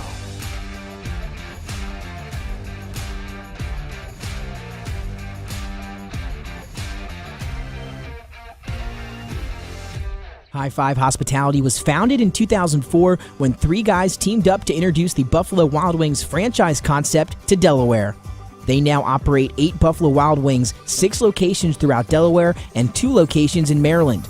B-Dubs has weekly and game day specials on their delicious food and beverages. Stop in one of their convenient locations today. The Stone Balloon Ale House features a unique blend of crafted food and an array of spirits, all flavored with a dash of nostalgia. Our culinary mantra is comfort food playfully reimagined, and we prepare seasonal favorites that strive to please the palate and resurface a memory. Limestone Barbecue, from our mouth-watering Texas-style brisket, fall-off-the-bone chicken, and St. Louis ribs. Southern-style sides, mac and cheese, baked beans, cornbread, sweet tea, and our homemade pickles.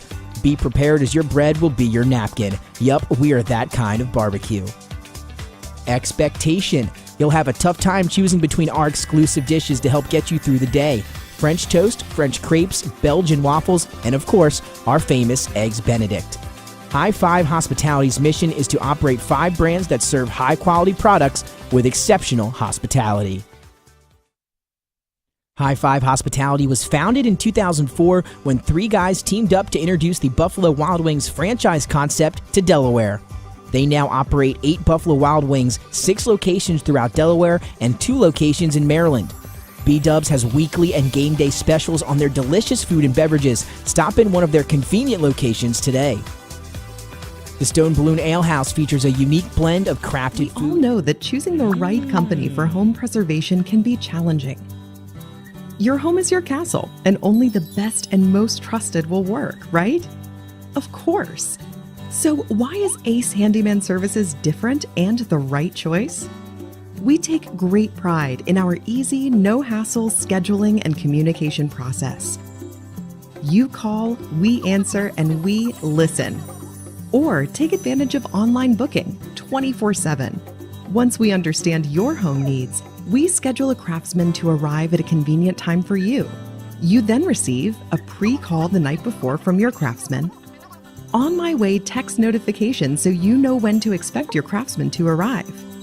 Regular updates on the progress of your job. Even follow-up prior to any warranty expiration dates. Easy, convenient, no surprises, ever. Our commitment is to treat your home, your family, your time, and your privacy with respect. Rest assured you are always our top priority. Our multi-skilled craftsmen will complete the work on your home in a workmanlike manner. If we don't, we'll come back to make it right. It's what we do and have been since 1998. Simply put, we're different. Ace Handyman Services, bringing helpful to your home.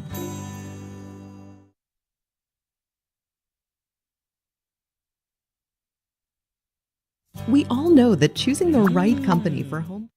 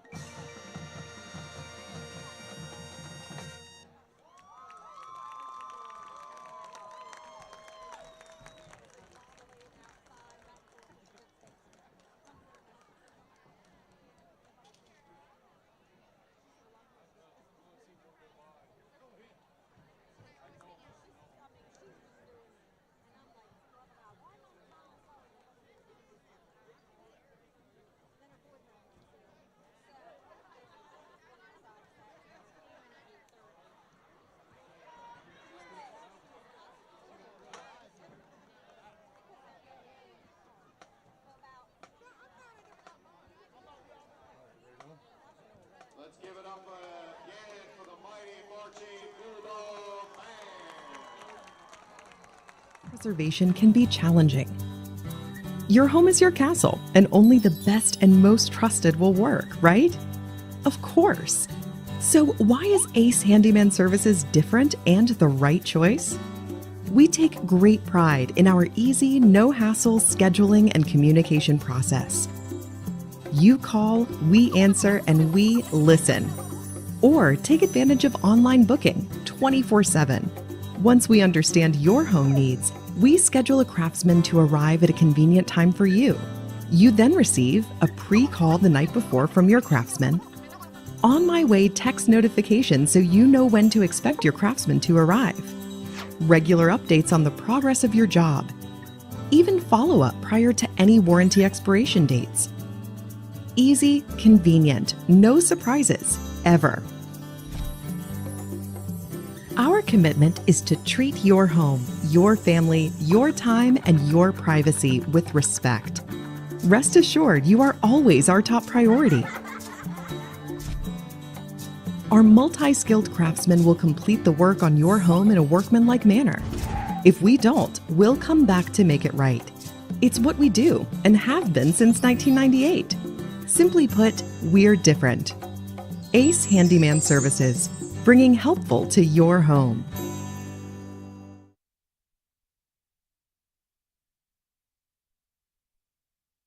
Welcome back to Laurel High School. Benny Mitchell here with Jim Tack. And Jim, let's go to the halftime stats brought to you by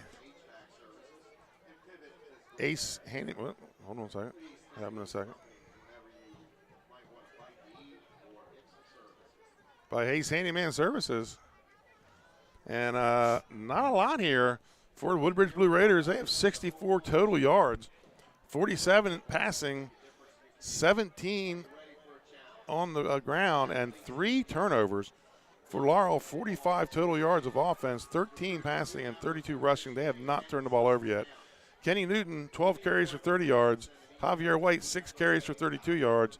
And Seth Smart, 4 of 5 passing for 47 yards. But I think the key stats in this game so far, Jim, is the penalties. Laurel, 4 penalties for 35 yards, but Woodbridge, 5 penalties for 85 yards, 3 turnovers. I mean, Coach Dooley right now has to be saying, we've played this bad, and it's 0-0. We're still in it. Right. Yeah. So it'll be. And if you're Joey Jones, you have to leave saying, "Hey, look at this. This is the number 3 team in AA. They've beaten us how many years in a row now, and we're 0-0 with them at the half." Yeah, they both have great platforms to get their kids out and get them excited. I do not see Laurel yet, and we're in 30 seconds. So those are your halftime stats brought to you by Ace Handyman Services. Nick Peeler in Dover. Give Nick a call for your Ace Handyman Services. So as we get ready for the second half, 1 Barclay Heating and Air out-of-town scoreboard score. It's a final up in Wilmington at Abyssinia Stadium. 14-7. Number 2 ranked St. Elizabeth over number 3 ranked Indian River in single A football. So the Indians for real. Playing because they've been, St. Elizabeth's been putting 30, 40 on the board every week now. That's your Barclay Heating and Air out-of-town scoreboard. Also, we not got talked much about them tonight. Lashers. Got to get piggy. Got to get they piggy sponsor with it. our Red Zone, and nobody wants to be in it. So get ready for the second half. Should be good. It's always exciting to see what adjustments have been made. So let's see. Laurel gets the ball to start the third quarter. Third quarter, Jim, I've always said the most important quarter of football in tight games. Oh, sure. Absolutely. Yep. No doubt. There's no adjusting after halftime unless you're doing it on the fly.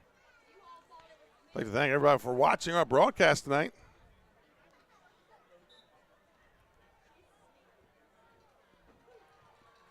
Two games this week or tonight for us, 2 more on Saturday. Dave Frederick will be joining me. Remember Dave? He did some. We did a 3-man crew last year. Yeah. We're going to try to do another one of those. He's a Cape District administrator, so he's got to kind of balance his schedule with their home games. I'd like to get him in and do another one of our 3-man broadcasts. I think we had a lot of fun doing that last year. Yeah, it is. You get to see a whole lot more. And then we had 6 eyes watching the football game as opposed to. But he'll be joining me Saturday. Dave got me out of a jam right the year, but I got you. I didn't have a color guy heading into the season, like 2 weeks into the season. Okay. Dave jumped in and said, "Man, I can grab these 4 games for you." And then your son-in-law called me and said, "Hey, you got to find something for my father-in-law football-wise to do." Yeah, and exactly. I'm glad he did call me because I've enjoyed my time here with Jim Tack. Oh, it's been fun. It really is. I enjoy it. You're prepared. You don't just show up and throw it out there. You put a lot of work in behind the scenes, and I like my part that I can watch film till my eyes fall out. Right. So here we go, folks. Second half getting ready to get underway. 0-0 after one half. Let's see if I think the one thing Coach Dooley has to do is he just got to clean up the penalties. I mean, they have fumbles and penalties have really taken them out of being in the lead of this game right now. Yeah, I mean, what do they have? 3 turnovers, 85 yards and penalties. Wow. Take that away, and you're moving the ball. So Cannon and White back to receive.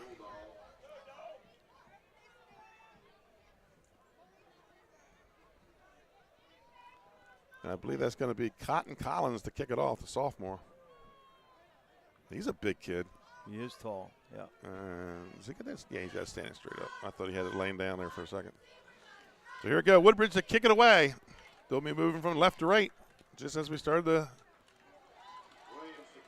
first quarter.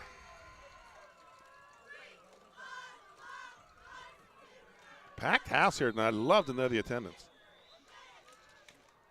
We got people lined up around the fences. And there's the kick in the second half underway. It's going to go to Cannon at about his 22-yard line. Missed tackle, but picked up by Westcott. 1st and 10 for the Bulldogs. I think he's hurt. Who, Cannon? Oh, yeah, he's. No, not Cannon. Westcott with a stop. That's who's not getting up. We do have a player down. Oh, is that Cannon? Okay. Some white pants.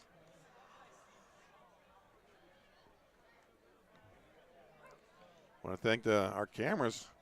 Trey Mitchell and Linda Marvel always doing a great job. He actually started to like bend in half, an unusual move as he was getting tackled. So I don't know what happened. Try to take a look here if I can you got it coming up. See it coming up.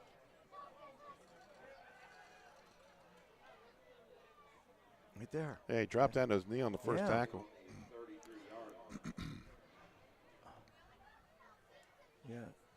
And that was number 9. We're going to get a commercial timeout while he's down. We'll be right back, folks. Hi, I'm Scott Kammerer from Solo Concepts. Today we're at Lupo Italian Kitchen in downtown Rehoboth Beach. Come check us out.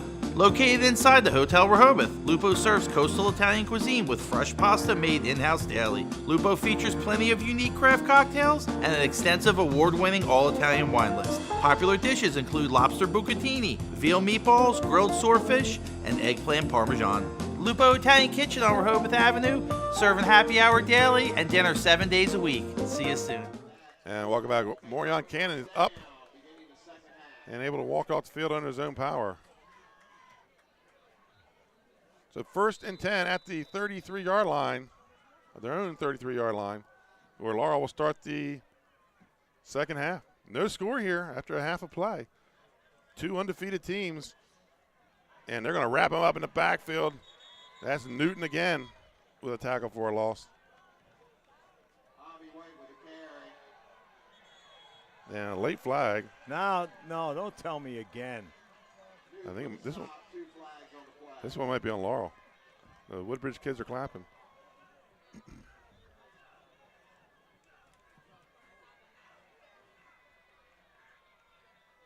So it is a personal foul on Laurel.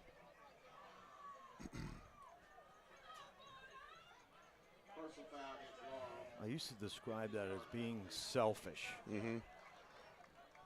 So we'll give him a loss of 3 on the play, and then the 15-yard penalty. That's going to bring up a Second and 20. That's a dead ball foul. That's going to be a 2nd and 28.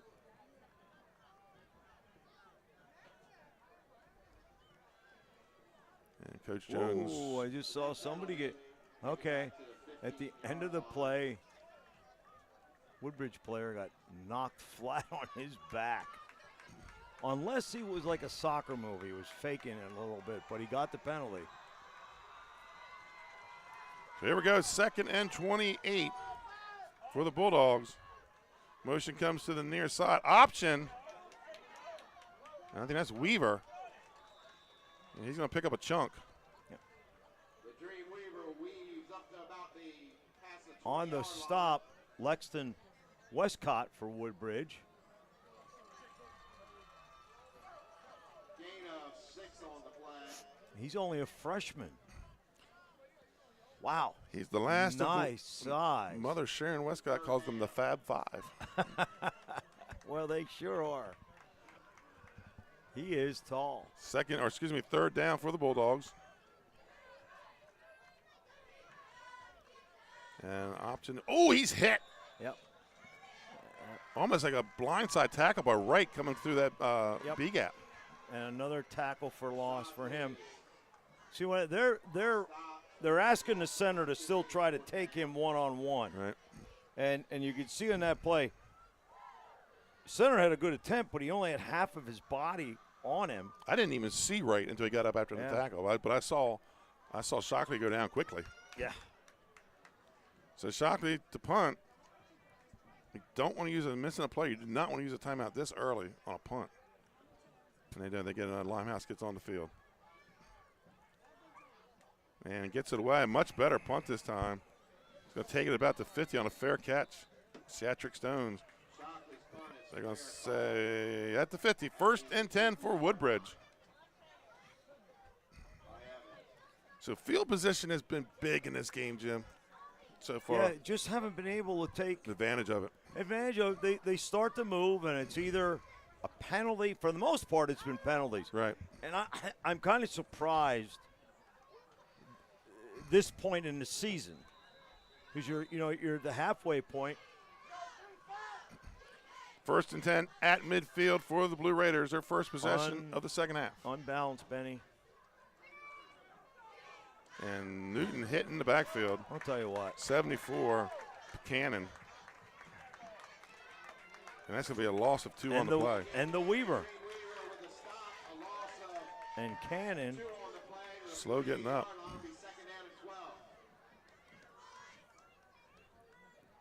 Allen's going to check in for Newton.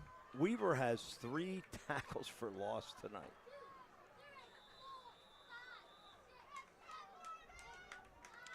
Second and 12 for the Blue Raiders. Ball at their own 48-yard line, just outside the 48.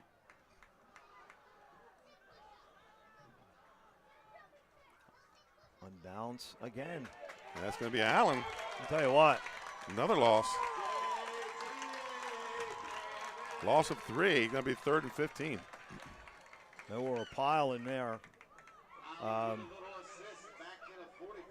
Actually, loss of 4. So 3rd and 16. The guy who's really, really stepping up his game is the big tackle in there. Yeah, Cannon. He is around there. 3rd and 16 for the Blue Raiders. And so far, neither team able to get off on the right foot here in the start the second half. And Limehouse was in that time. They are really moving up front. And again, we saw this the last time they made a defensive adjustment at half. Now they have 2 over here. Now it's interesting. Weaver coming off the edge. Yeah. Oh, that's a fumble. That's a fumble.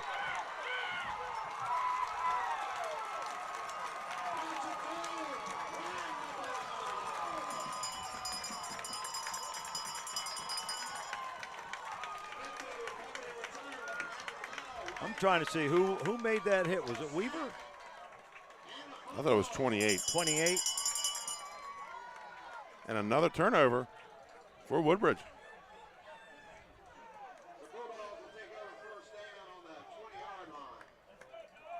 That would be Patrick Bell.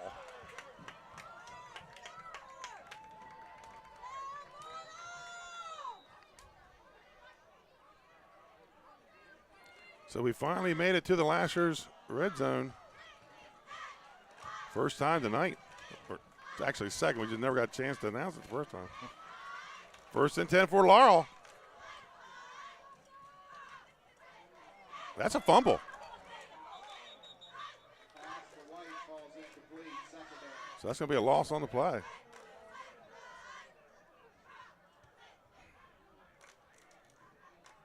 Well, now they're going to say it was an incomplete pass. Yeah. Or are they? Well, they've lost their spot. If it's not. That's the right official. That call is usually made, believe it or not, by Right. the official across the field. I wouldn't be surprised if they move it back a yard or two.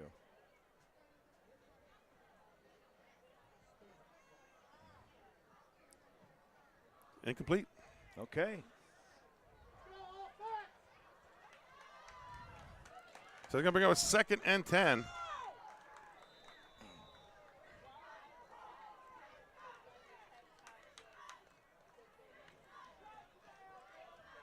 Handoff up the middle to Wilson. He's got some running room off the right side. And he's going to pick up about 7 on the play. He was stopped on that by Carter, and Carter's hurt. 7, Woodbridge. 3rd and 4 for Laurel in the red zone. This is their first time tonight, Jim. I think they've only been across the 50 twice. We can get Piggy. It's going to be Wilson again, but he's going to be met at the line. Back-to-back tackles that time. Oh, no, they're going to say Carter again. gain number of 3. 7. 4th and 1 for the Laurel. And they're bringing on the field goal unit. Number 79, Mike Gonzalez Perez, the junior.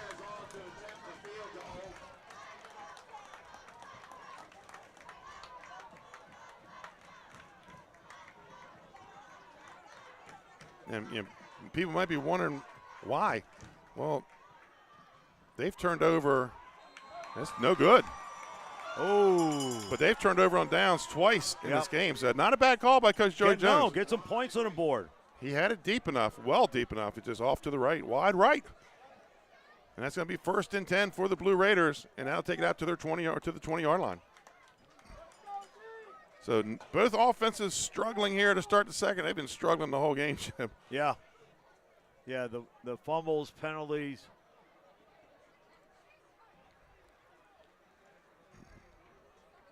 So after that missed kick, the Raiders will take over at the 19-yard line. So 1st and 10 Woodbridge at the 20. And Newton's coming back into the game. Yeah, and let's see if Parker Cannon can 74 can keep it up. Because he's been hot. Trips to the near side, motion. They're going to flood this right side. And it's going to be, Wildcat with Newton. I thought the quarterback was under center. I didn't see that. So Newton with his first plus carry of the first half. Pickup of about 7. Weaver in there again. And Collins was right there to help him. 2nd and 3. So, Jim, they're going to a Wildcat with slots. Newton picks up about, he gets the first down with a pickup of 3 on the play. Collins trips up Newton. And now we got whistles. And I think Newton's going to hobble off the field. Oh, that's one you don't want to lose there. Ball gets to the 30-yard line. First down.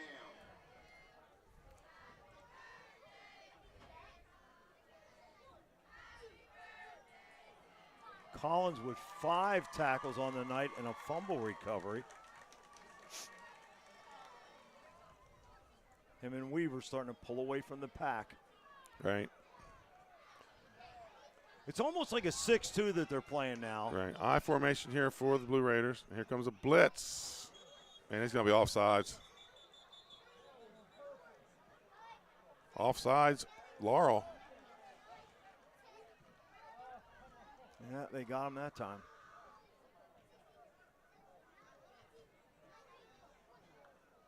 So it's going to bring up a 2nd and 5.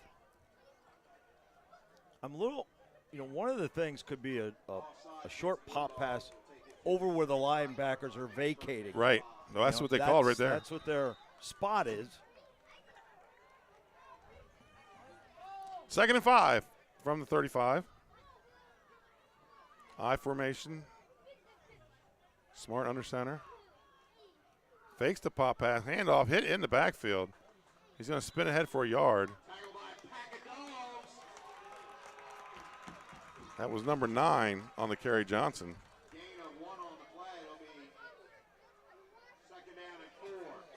Dooley determined that he's going to hit something in the middle of that line.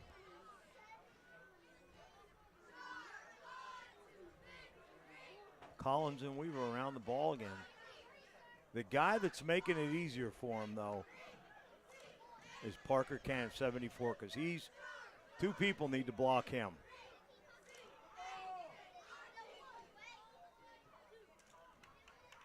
And they're all on him. Oh, wow. Before There he he can get away. goes. There he goes.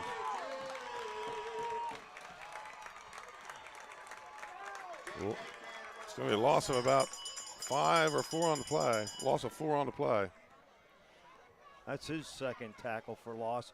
And now they've moved 13 right inside. And that's the same kid they moved after halftime right. When we saw them earlier. And he made a tremendous difference in there. 3rd and 9. So they've gone from a 4-4 kind of to a 6-2, move more people up a little closer. That'll force them to play cover 3 behind it.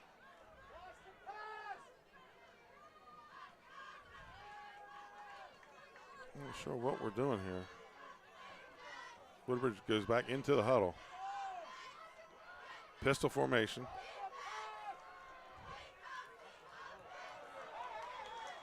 And that's going to be motion on Woodbridge. Their first penalty. That's going to make it a 3rd and 14. Woodbridge just can't get it together here, Jim. No. It's been like this the whole game. It's just one mistake after another, then a penalty, and those guys jumping in there and they're not going in the neutral zone is really causing them problems.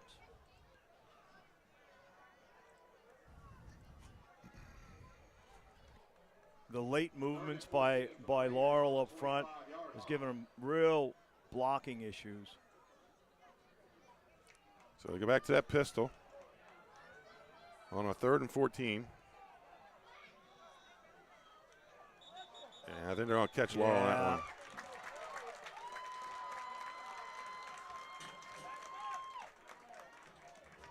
That's going to be on Woodbridge.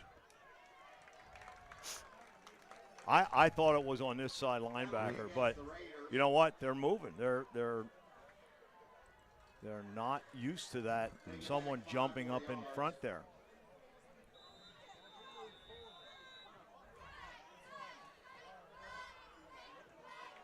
Well, soon ready for a screen, Benny. Right. Screen or draw. Yep. To get us out of the hole plays. Slot to the near side. Tight end on the far side. There was the draw. And maybe a yard on the play. Great stop. 13 again. It's going to bring up 4th down. And Woodbridge had to punt it away. Jaden Snyder.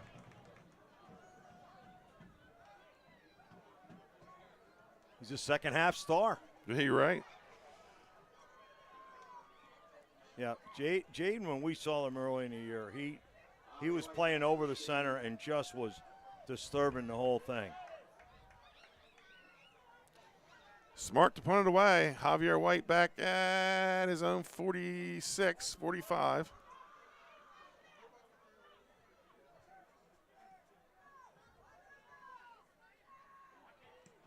Ooh. And Caused shanks a it. bad punt. So the ball will be at the Woodbridge 42 for Laurel to take over, 1st and 10.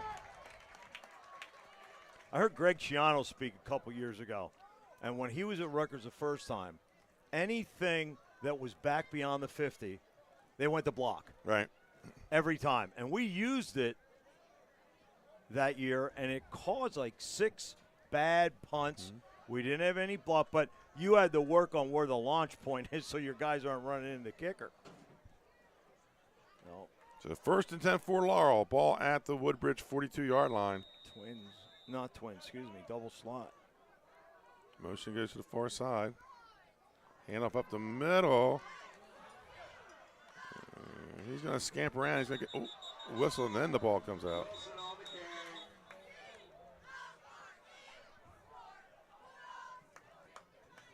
I think Matthews. We have a player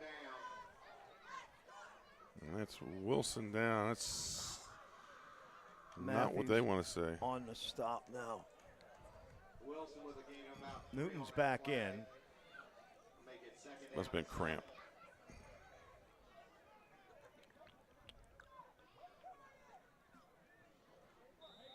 So 2nd and 7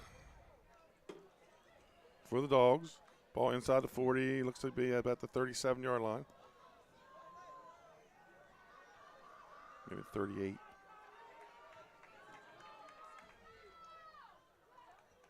That's Bell on the carry. Going to pick up about 2 or 3. Yep. Look like Wright again on the stop. 36-yard line. So these two coaches are determined that this game is going to be won On the ground. between the tackles.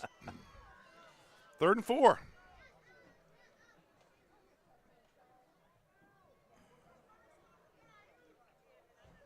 Third down and 5.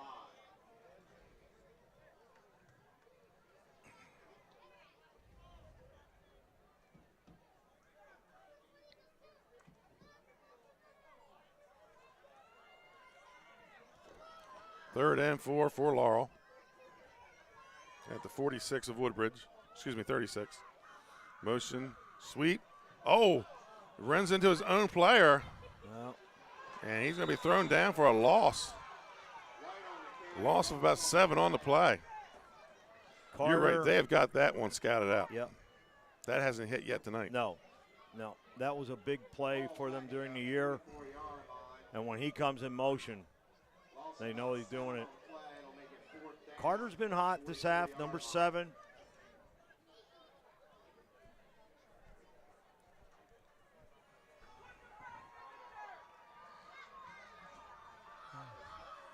Well, it looks like Shockley's going to punt. Back deep is Stones. He's going to get it off and put it down inside the 10. Nice punt by Shockley. Shockley knocked that punt out at about the 14-yard line where the Raiders will take over. So 1st and 10 for Woodbridge. Now they're playing kind of like Laurel in the first half, back in their own territory, shadow of their end zone. They're going to. Again, they're doing it to themselves. So I thought Fumbles it went down inside the 10. Must not from this angle.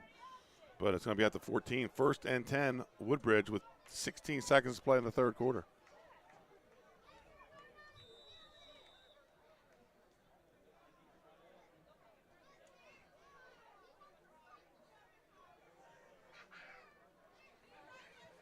Crowd awful quiet for a tight 0-0 game with almost 3 quarters done. Yeah.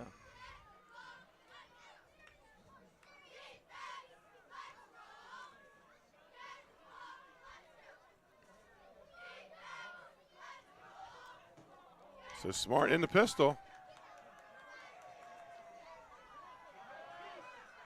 He's got Westcott open and catches it.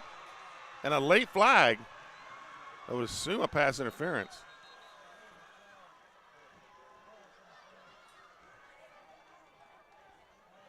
If it's good, it's a gain of 27. Or 23, excuse me. Westcott is caught. There's a flag on the field. Lee on the defense, number 24. Heck of a catch. Mm-hmm. That's his third catch of the game.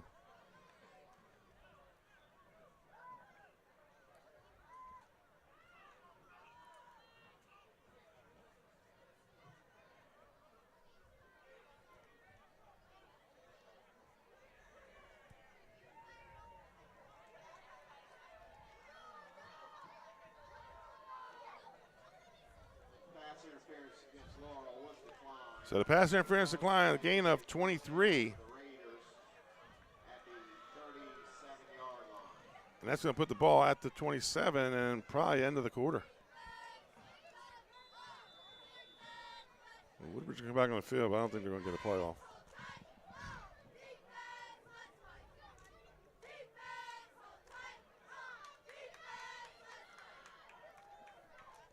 And that is going to take us to the fourth quarter. But we're going to stay right here, Jim, because it's time for the Juwan Johnson trivia question. So at the end of the third quarter, it's 0-0. Juwan Johnson, State Farm in Dagsboro. And your trivia question for tonight is, during consolidation of schools in the 60s, Woodbridge was created from the merger of the Bridgeville Mustangs and Greenwood. What was the mascot of Greenwood High School? During consolidation of the 60s, of the schools in the 60s, Woodbridge was created from the merger of the Bridgeville Mustangs and Greenwood. What was the mascot of Greenwood High School? Whew.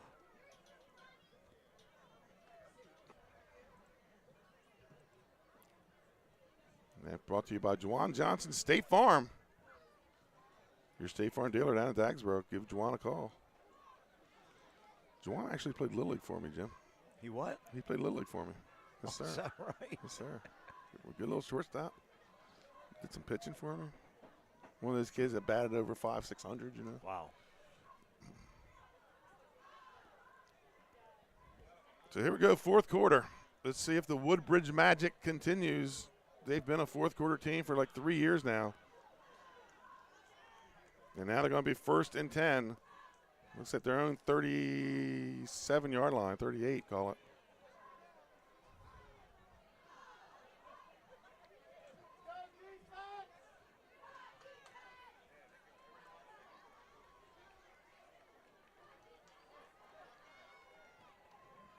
So here we go, 1st and 10 for the Blue Raiders. Fourth quarter, about to get underway.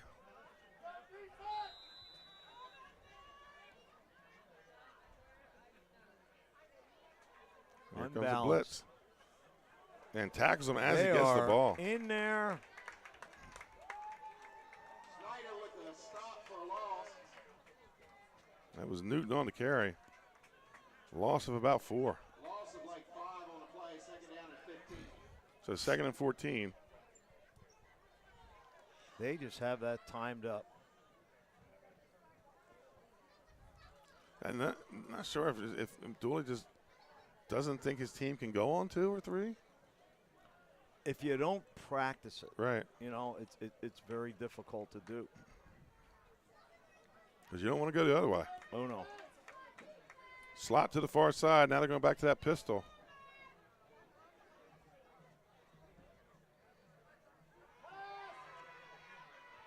And it's going to be intercepted by White.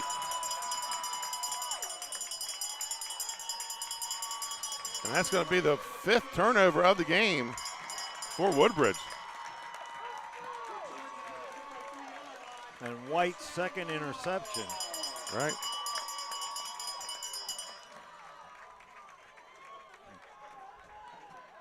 I thought it was going to be a grinded out, use the whole quarter. Right. But Coach must have seen something that he, you know. Well, they're really struggling under center. You know, they've not been able to stop that blitz. And it's 2-yard gain, 3-yard loss. And both teams, it's not just been one way. That was a heck of an interception. Right. I mean, he took that thing over his shoulder. 1st and 10 for Laurel.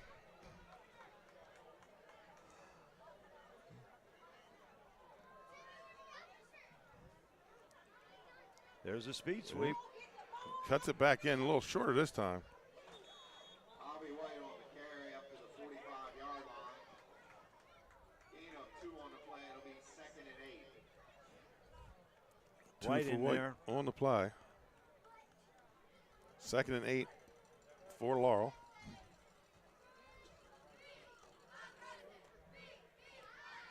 And Laurel, they've not really showed that they want to go to the air much either. They've done about 4 or 5 passes this game.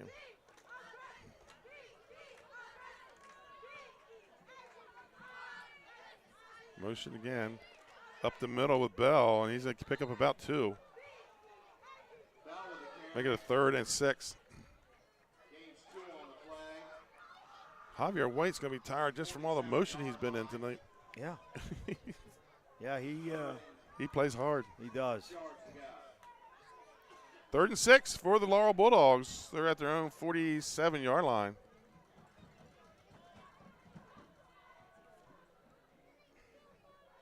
I mean, to have 2 interceptions in a game, and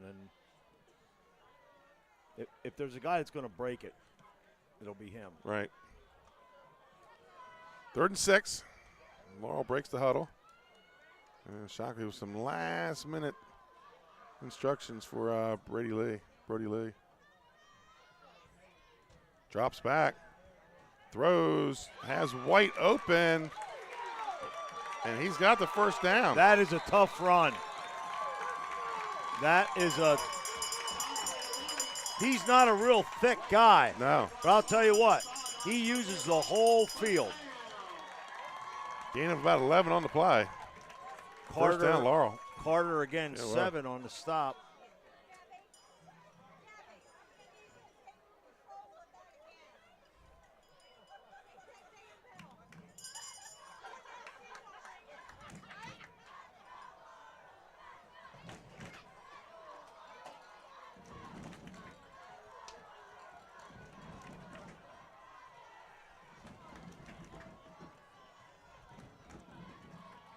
White comes in motion. Handoff up the middle of Bell. He's hit right away, but able to drag number 52, Tillman, with him. Pick up about 4 on the play. 2nd down and 6. Tillman.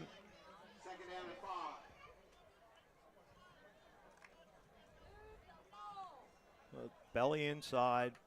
And it looks from the angle, they could get that out route. There's nobody on his outside. Now he's coming in motion. And Bell's going to pick up about 6 on the play. Could be close to the first down. Matthews. It's going to bring up a 3rd and short. And they're going to measure. Officials timeout and measure. Ball is around the 32, 31-yard line.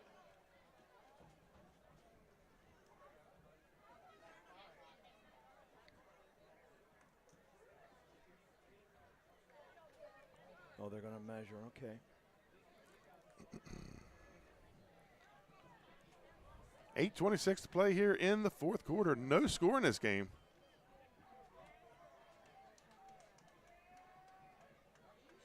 Newton was in there to help on that one. Coming out of that 4-point stance, Benny, the fullback. And they're going to be a couple links short. Short by like a couple chain links.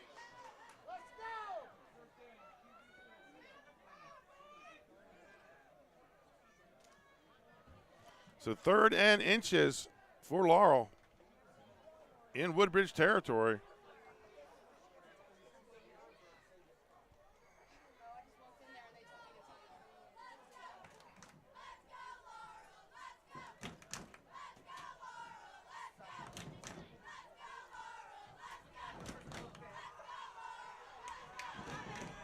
Like the chain crew has to go to work in the morning. They're just going to take their time getting off the field. That's good.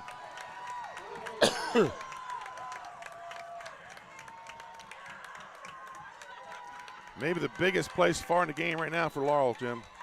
This 3rd and inches. Yes. I think he's going to get it. He's got it.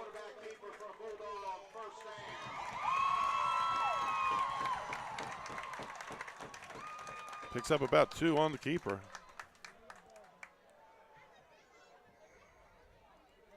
First and 10, Laurel. They've been using the belly, running the fullback up inside. I still think they Javier White lined up in the slot. I don't. They usually bring him in more, but there's. See, if he turns out, I don't know how they're going to get him. Bell on the carry. And they're using. Tackled by Cannon. Yeah. Pick up about 4 on the play.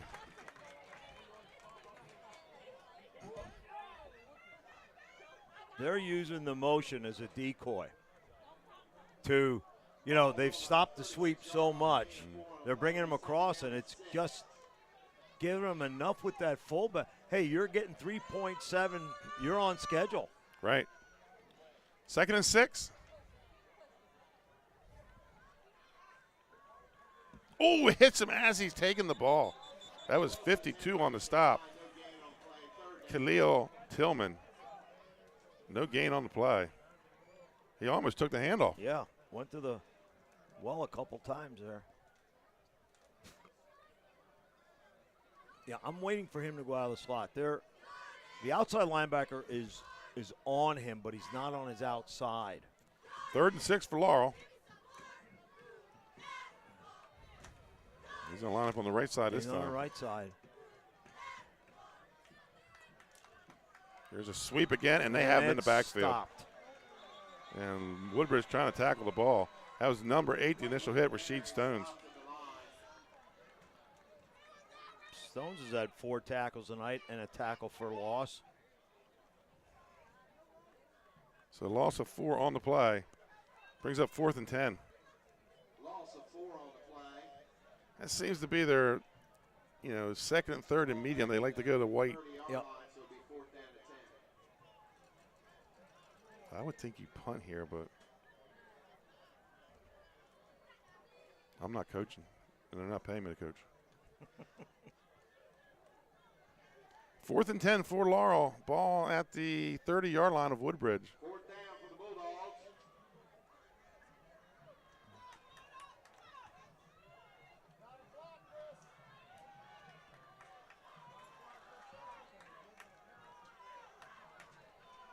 So in the pistol. Drops back, looking to the right. And that's going to be intercepted. Probably would have been off to let that go, but pick off by, is that number 7? 2. Number 2, that was Allen. No, Evans. Evans, I'm sorry, Evans. Jordan Evans with the pick. He'd have been better off to knock that ball down there, Jim. Yeah, you're right. 1st and 10, ball down about the 15. Turnovers tonight.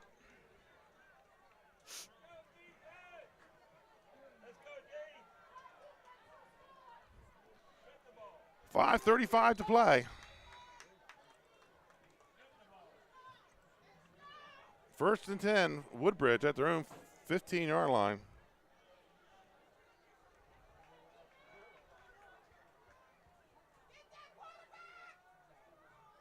And they're going to go to that pistol. He's under pressure.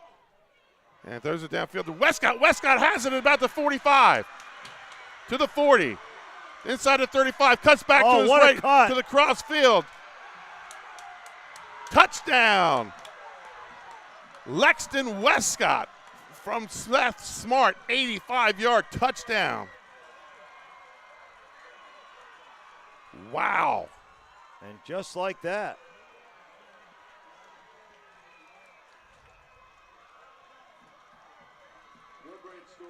Wow. And we're going to see it again on your computer, Jim. Talk us through it. Yeah, he's set up in the pistol. He picks up a big block from his up back. Big pickup by the up back. You're correct. And then Westcott just goes to work. Yeah, and then let me go left, up. Let me go right. Tremendous cut. And nobody blocked from behind. So Woodbridge with 5:19 to go in the game. Just the magical 4th quarter of the Woodbridge Blue Raiders. And just like that, it turns. I mean, Laurel's knocking on the door, and well, you talked about the fourth quarter magic. So they're going to go to the Wildcat or the Earthquake. I didn't see a They're signal going to say yet. he's not in. No. So Laurel stops the extra point. But, Jim, they got to find a way to get down the field. We're going to take a quick commercial timeout. We'll be right back with more high school football. Your score, Woodbridge 6, Laurel 0. In life, some things just go together. Like a burger and fries. And home and auto insurance from State Farm. So make it a combo. Combining your home and auto insurance could save you time and money. And who doesn't like that? Just call State Farm agent Juwan Johnson and find out how you could start saving today. It's just another way we're here to help life go right. Folks, your answer to tonight's trivia question. What was the nickname of the Greenwood High School football team? They were the Foresters. The Foresters. Greenwood High School. Huh. That's some great stuff. So Woodbridge fans on their feet. And here come the Laurel Bulldog fans to their feet. Jim, we're going to have an exciting final 5 minutes here. Oh, yeah.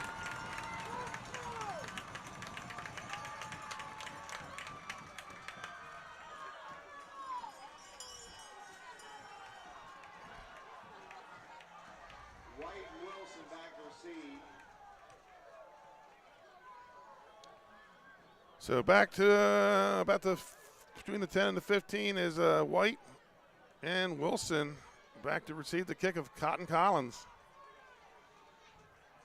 Woodbridge with a late strike here midway through the fourth quarter. They lead 6-0.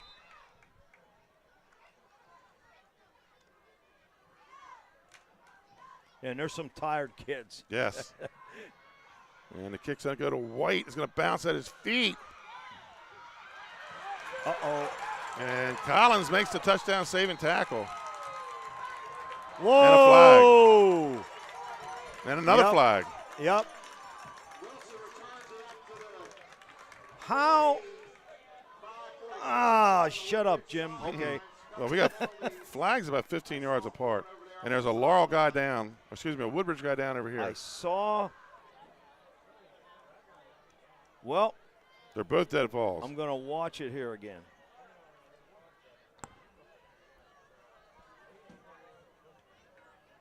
We may end up with offsetting.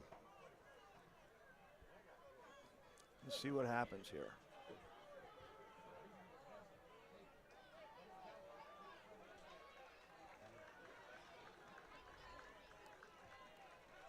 It looked like the kicker made the stop and then got up and maybe. Right, and then we had another flag back here. Back here. Absolutely. After you take the lead.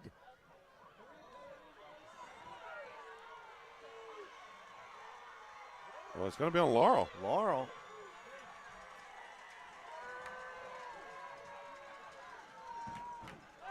And he's backing the coach off the field. So it must have been the same foul. Must have been the same foul. Are they both against Laurel?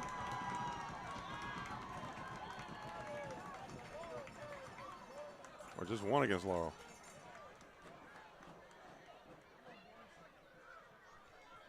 By his motions, it looks like illegal body slam. Yeah. The way he was motioning. Yeah, he did. You're right.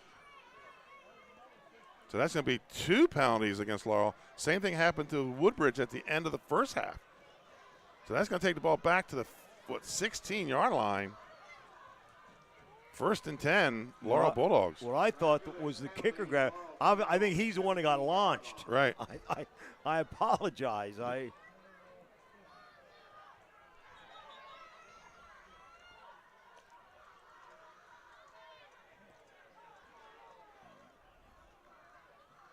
it looks like the ball is about the 17. So Laurel is going to have to go to the air now. And they're going to have offsides on Laurel, illegal procedure on Laurel. Someone on the left end hopped up. It's going to bring up a 2nd and 15, or 1st and 15.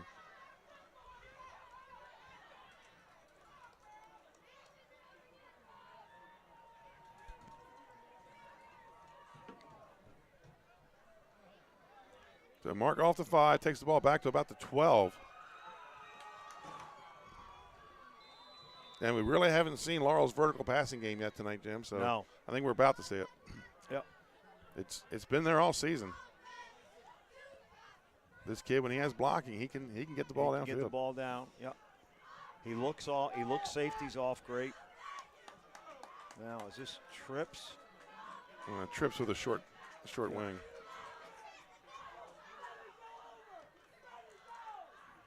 There's your arrow pattern. There's the out route. Yep, there it is. Incomplete pass. But doing it out of trips brings another defender into the area. And I thought it was there with the slot.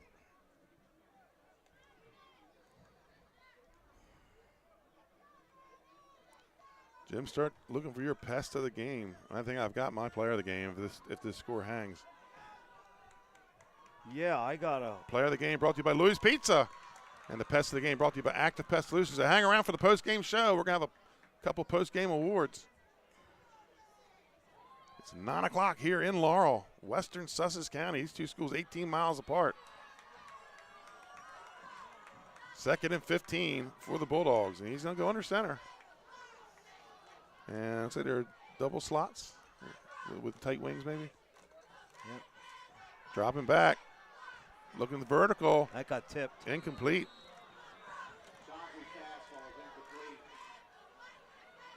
They're out of sync right now. I talked to Coach Dooley during the week about this Laurel passing game. He said he thought he could defend their vertical passing game, and then they run those 3 or those 4 verticals. He just thought if he just stayed in, and they've been staying inside all night. Yeah. So he's been looking to stop that vertical passing game inside, and that's what they're doing there. That's what they're doing. Yep. 3rd and 15. Coach Joey Jones, though, he said, hey, if they stop us one way, let's hope we can turn it up and move the ball the other way.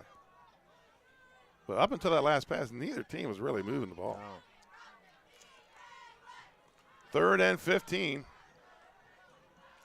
And now they're going slots. Look, that's trips. He's rolling out Cannon. He's under pressure from Cannon. Lee comes back. I think he gets it. Gain of about 3.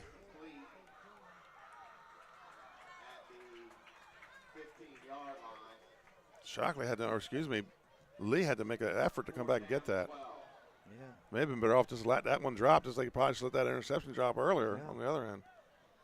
Because time's ticking away, under 5 minutes to play. Yeah, and I don't blame him for having quick feet because they're coming from all over the place. Well, and Ellis Cannon was on him. Now, if I was Woodbridge, let them kick let him kick this away. Let them kick it. Guy late getting on the field. I don't even think they have anybody in. Yeah, they do have somebody back to return.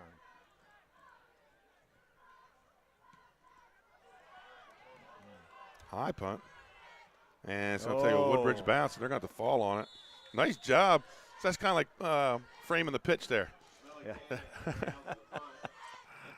Number 5 dives up, Emilion Cannon, and jumps about 3 or 4 extra yards. See if he can fool the old umpire there. So 4:02 left to play here in the game. And Woodbridge is going to have great field position. They're going to be at the Laurel 30, call it the 33-yard line, 1st and 10. They want to take their time coming in and out of the huddle. It looks like they're going Wildcat because Smart's not in the game.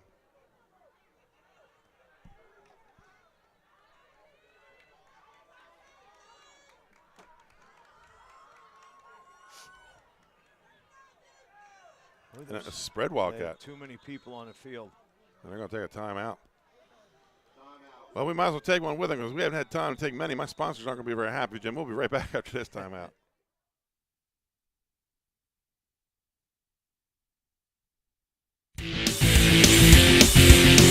High High school couldn't be more athletics is excited not about what it having used our to show be. here held at the The Buffalo sporting Wild goods Wings industry has been Christiana disrupted. location here on Route 7. Brand Adding new to location. coach and We're athletic here from director daily Limestone challenges. Road, and it's going to be the new BSN home. Sports 302 stands Sports Week. ready to change the fundamentals of our industry, giving our customers the advantages they need I'm going to recap right some now. local, college, and professional stuff. It's time for everybody's favorite part of the day.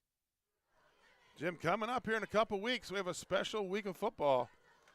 It's the Childhood Cancer Awareness Night. The Be Positive Foundation and the Fort Troy Foundation are teaming up with us here at Delaware Live Sports. 3 games that night. Lake Forest at Woodbridge, Cape and Lopin at Appoquinimink, and Smyrna at Slasianum. Childhood Cancer Awareness Night. Great cause. Great cause. 3 big games that week. First and 10. And, of course, Dooley had to take the time out to avoid the penalty. 4:02 to play.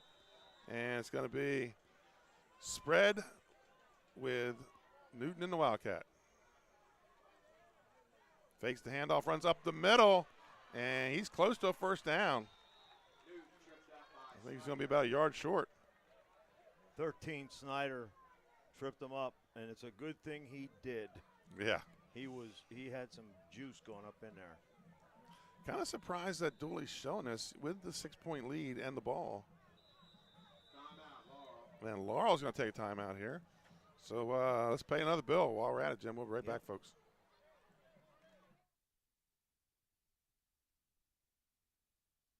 Hi, I'm Scott Kammerer from Sodell Concepts. Today we're at Thompson Island Brewing Company in Rehoboth Beach, Delaware. Come check us out. Located in the Rehoboth Gateway next to Blue Coast Rehoboth, Thompson Island will follow the Sodell tradition of serving beautiful, simple food that will pair perfectly with our fresh homemade beer. Thompson Island is a perfect place to have dinner with your family, enjoy happy hour with friends at the bar, or spend a day in the beer garden playing bocce ball and ping pong. Thompson Island Brewing Company in Rehoboth Beach, Delaware, open 7 days a week. See you Company soon. has been building homes in Sussex County, Delaware. We offer a completely comprehensive program for our customers that makes building a new home enjoyable. At Capstone Homes, we have access to lots in our amazing communities or through our realtor partners. Visit with our team of professionals for a completely comprehensive experience. We can handle absolutely every. And welcome back. Benny Mitchell with Jim Tack. Woodbridge 2nd and 1, and going to be 2nd and 6.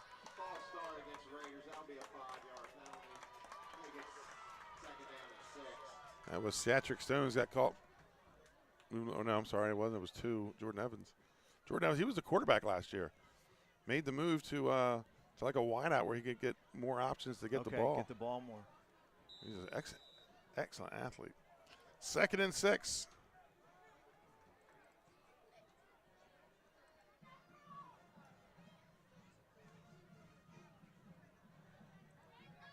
And that's Newton going the left side this time. And he's going to hit and spin and get the first, or is he going to get it? It's going to be very close. And first down, 6-yard carry or 7-yard carry for Newton. And a first down.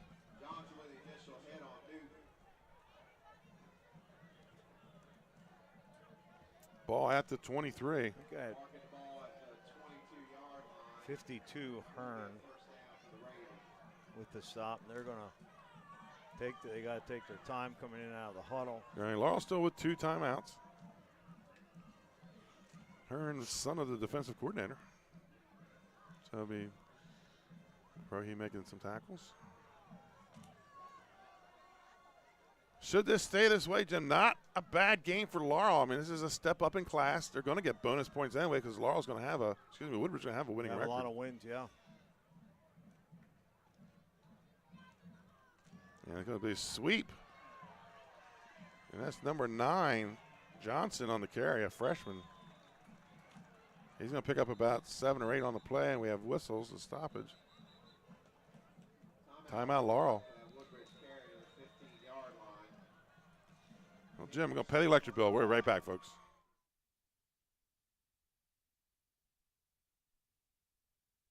Safety Safety is always our top priority. If you call us for your roofing, windows and doors, siding, decks, kitchen, and bathroom needs, you can expect health screen craftsmen who wear gloves and face masks and follow minimum 6-foot distancing, virtual conferences to discuss project details, job quotes delivered electronically or brought to your door for your review and approval, and our showrooms in Newark and Rehoboth Beach remain open for limited appointments. We're here together. Operating with precautions. To protect our staff. And our customers.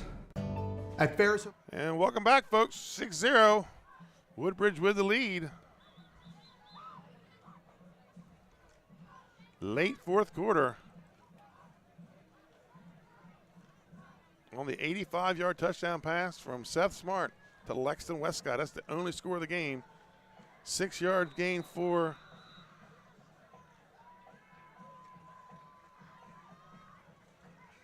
Johnson. And that ball's come loose, and Laurel's got it.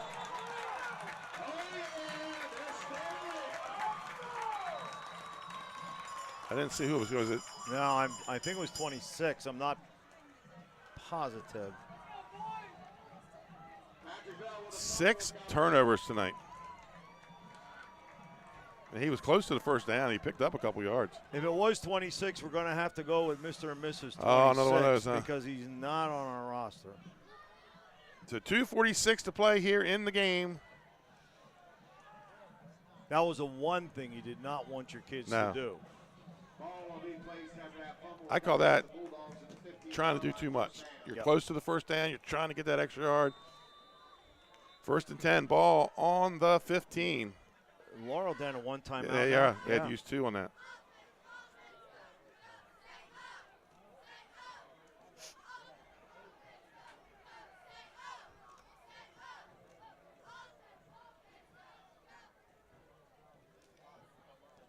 They moved. He's been playing. Matthews would move down to tackle for right. men. Yeah. He's a big boy. Ooh. Got to be on the basketball team. Yeah, he is tall. 1st and 10, shotgun formation. And hook and ladder. Too tight. It's going to stay in bounds, though. We're not going to say that. No, clock running.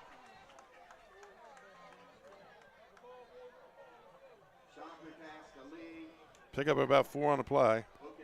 2nd and 6. Threw that to the short side of the field. That was that's. I told you, I think a lot of guys really get unconsciously called to their own sideline. Right. He's a right-handed quarterback. Yeah. So.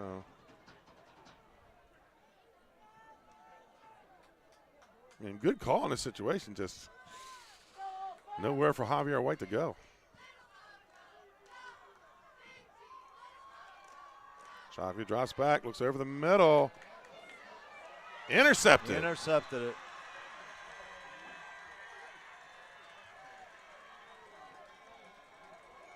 That was number 5, Seatric Stones with the interception. What a night for Mr. Marvel to miss. Statistician's dream. Yes. I did the best I could over here with my pen in my mouse hand. It was maybe a couple double clicks there a couple times tonight, but that's going to give Woodbridge the ball. Laurel with just 1 timeout left. It's going to be at their own 47.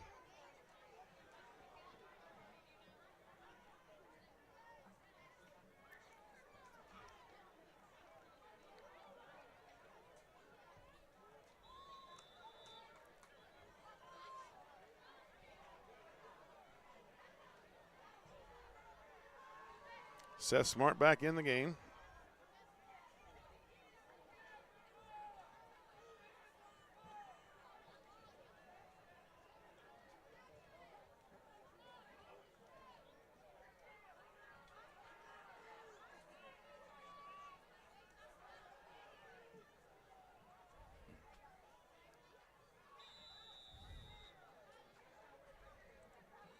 He dropped it. He dropped the. That was a hard snap, too. Ellis Cannon, he was about 4 yards downfield. And Laurel going to take a timeout, and their final of the game. But we'll stay right here with it.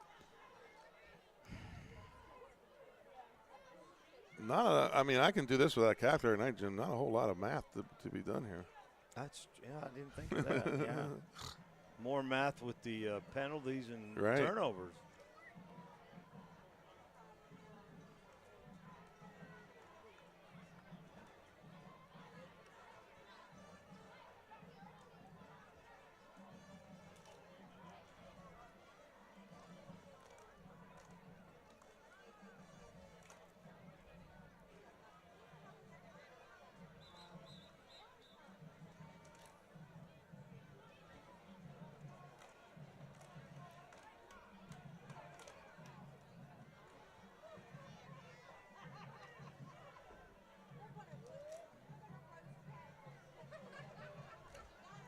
And it looks like Woodbridge going into victory formation. And a flag on the play. Illegal procedure. Oh, my goodness. Be against Woodbridge. Ball start 5 yards.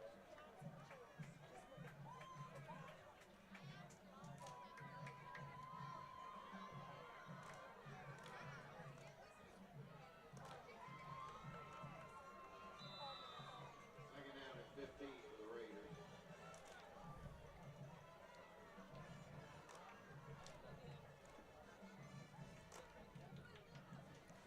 Laurel Band still keeping it going, though.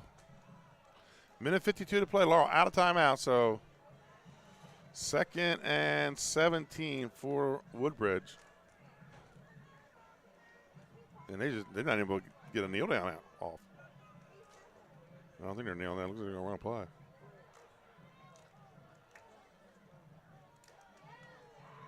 And that's going to be number 9, Johnson again. And maybe a gain of 1 on the play.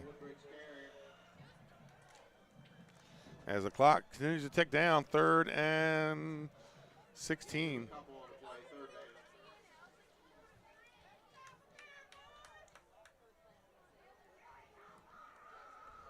Like that time, Weaver with the initial hit, and then Bell coming in to help.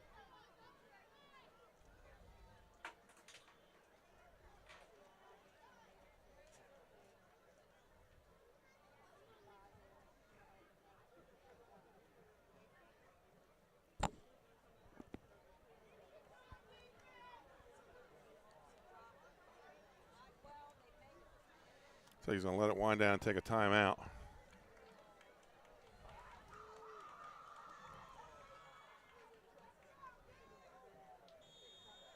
And that's what he's going to do. He's going to run down to 45 seconds.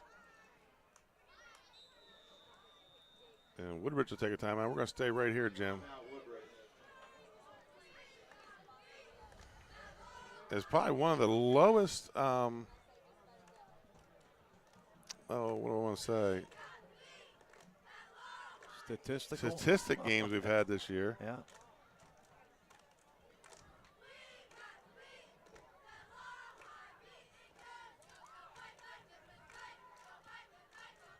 I guess it was surprising with two teams of this caliber to have the amount of penalties and turnovers that we had.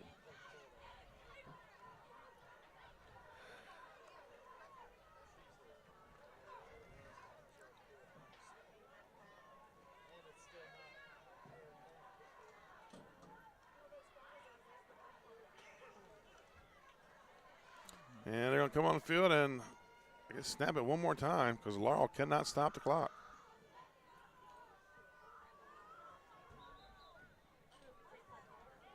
Stay with us at the end of the game, folks. We're going to have your Louis Pizza Player of the Game and your Active Pest Solution Pest of the Game as Laurel Woodbridge in victory formation. Smart going to take the snap.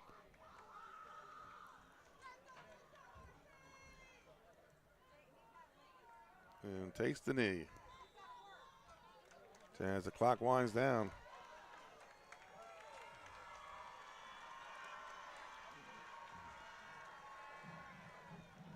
And tough battle, some chippiness, but good sportsmanship shown at the end of the game.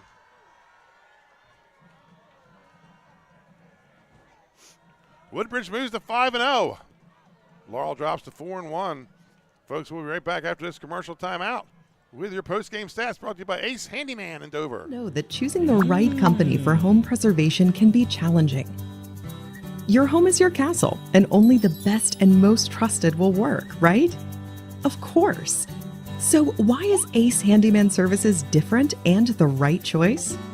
We take great pride in our easy, no-hassle scheduling and communication process. You call, we answer, and we listen. Or take advantage of online booking 24/7. Once we understand your home needs, we schedule a craftsman to arrive at a convenient time for you. You then receive a pre-call the night before from your craftsman. On my way text notification so you know when to expect your craftsman to arrive. Regular updates on the progress of your job. Even follow-up prior to any warranty expiration dates. Easy, convenient, no surprises, ever. Our commitment is to treat your home, your family, your time, and your privacy with respect. Rest assured, you are always our top priority. Our multi-skilled craftsmen will complete the work on your home in a workmanlike manner. If we don't, we'll come back to make it right. It's what we do and have been since 1998. Simply put, we're different. Ace Handyman Services, bringing helpful to your home.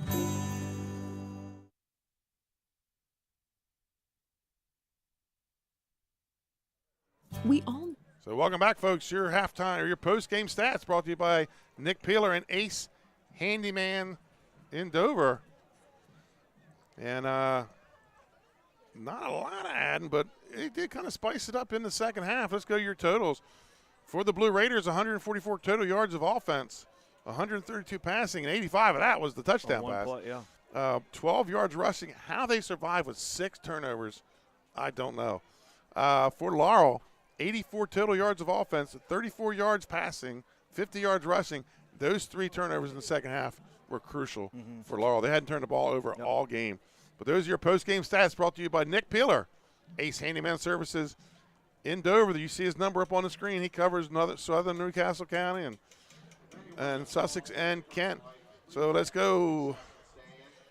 Jim Tack, the ants have hit the screen. That means there can only be one thing right now, and that is our active pest solution, pest of the game. Well, Wyatt Wright, 33 for Woodbridge. Not only the amount of 2 tackles for loss plus 4 other tackles, it's the things that he does in attacking the inside line that throws off the blocking schemes of the other team. So he's our pest. If he wasn't making the tackle, he was most certainly causing it to be made by somebody else. So your pest of the game, Wyatt Wright. Trey Mitchell down on the field right now, getting his photo to get him up on Instagram later, not Instagram, excuse me, Twitter later today. And our Louis Pizza, player of the game, and it's not the first time I've called the Westcott name, but this time it's the freshman Lexton Westcott. 4 catches, 158 yards, and the long touchdown. And not just the touchdown, Jim, the cutback to get to the end zone. A great run. I don't know if they score in this game if he doesn't cut back and make that, because they sputtered all night long. Yeah. So that's your Louis Pizza player of the game, Lexton Westcott. Your pest of the game, Wyatt Wright. And I tell you what, Wyatt Wright could have been player of the game. I mean, it's just the way he played on defense. And let's talk about some of these Laurel kids. Javier White, another great game on both sides of the ball. Yeah, he's dangerous. They know where he's at. And there's 2 linebackers that we talked about in the pregame. Yeah, we talked about Weaver and Collins, and both of those guys were up in the 6'7" solo tackle category. And Javier White, in addition to what he does on offense, he has 2 interceptions. Right. It's a heck of a job. So next week, folks, we will travel up to Route 113. As of now, they have another game to go. The unbeaten Caravel Academy Buccaneers will take on the number 3 unbeaten Woodbridge Blue Raiders in a AA District 3 battle. Showdown Concept Show begins at 6:35 with kickoff at 7. Again, want to talk about the Childhood Cancer Awareness Night, October 29th. 3 big games that weekend.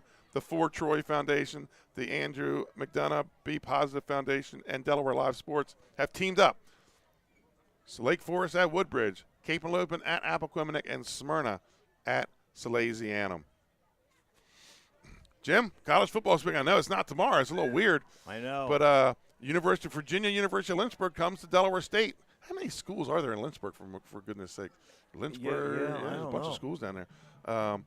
At 2 o'clock kickoff, Delaware State with the win over Wagner last week, 33-27 in 2 overtimes. They're coming along. Delaware with a big game coming up at Rhode Island. Who knows, going under center, a couple quarterbacks hurt. 1 o'clock kickoff, 4-0 Rhode Island versus University of Delaware. Delaware with a win over Albany, 20-15. Number 4 Penn State and number 3 Iowa, Big Ten's clash. That's going to be a game. Right. That is going to be something else. And then College Game Day, the Red River Showdown. Number 6 Oklahoma versus Texas. Big game because a lot of college football. Remember, Saturday we're going to have a special Saturday game. It's the Lake Forest homecoming and Hall of Fame game. Myself and Dave Frederick will have the call on that one. And Trey Mitchell, we're going to go short staff. Trey Mitchell will be on the camera, giving the Tax and the Marvels the week off, or the weekend off. Give them an extra day off while we gear up for that big, probably another battle of undefeated next week with Caravel and Woodbridge. So you're going to have some film to watch, and I'm sure you'll get love every minute of it. I do. For Jim Tack, Trey Mitchell, and Linda Marvel, Dave, I hope you got home from work. I know you got called in late. Sorry to miss you tonight, but we'll have you back hopefully next week. If leaks will stop in the city of Rehoboth, we'll be fine, right? So I'm Benny Mitchell. Thank you for watching. Have a safe sports-filled weekend. From all of us here at Delaware Live, powered by 302 Sports. Good night, Delaware sports fans.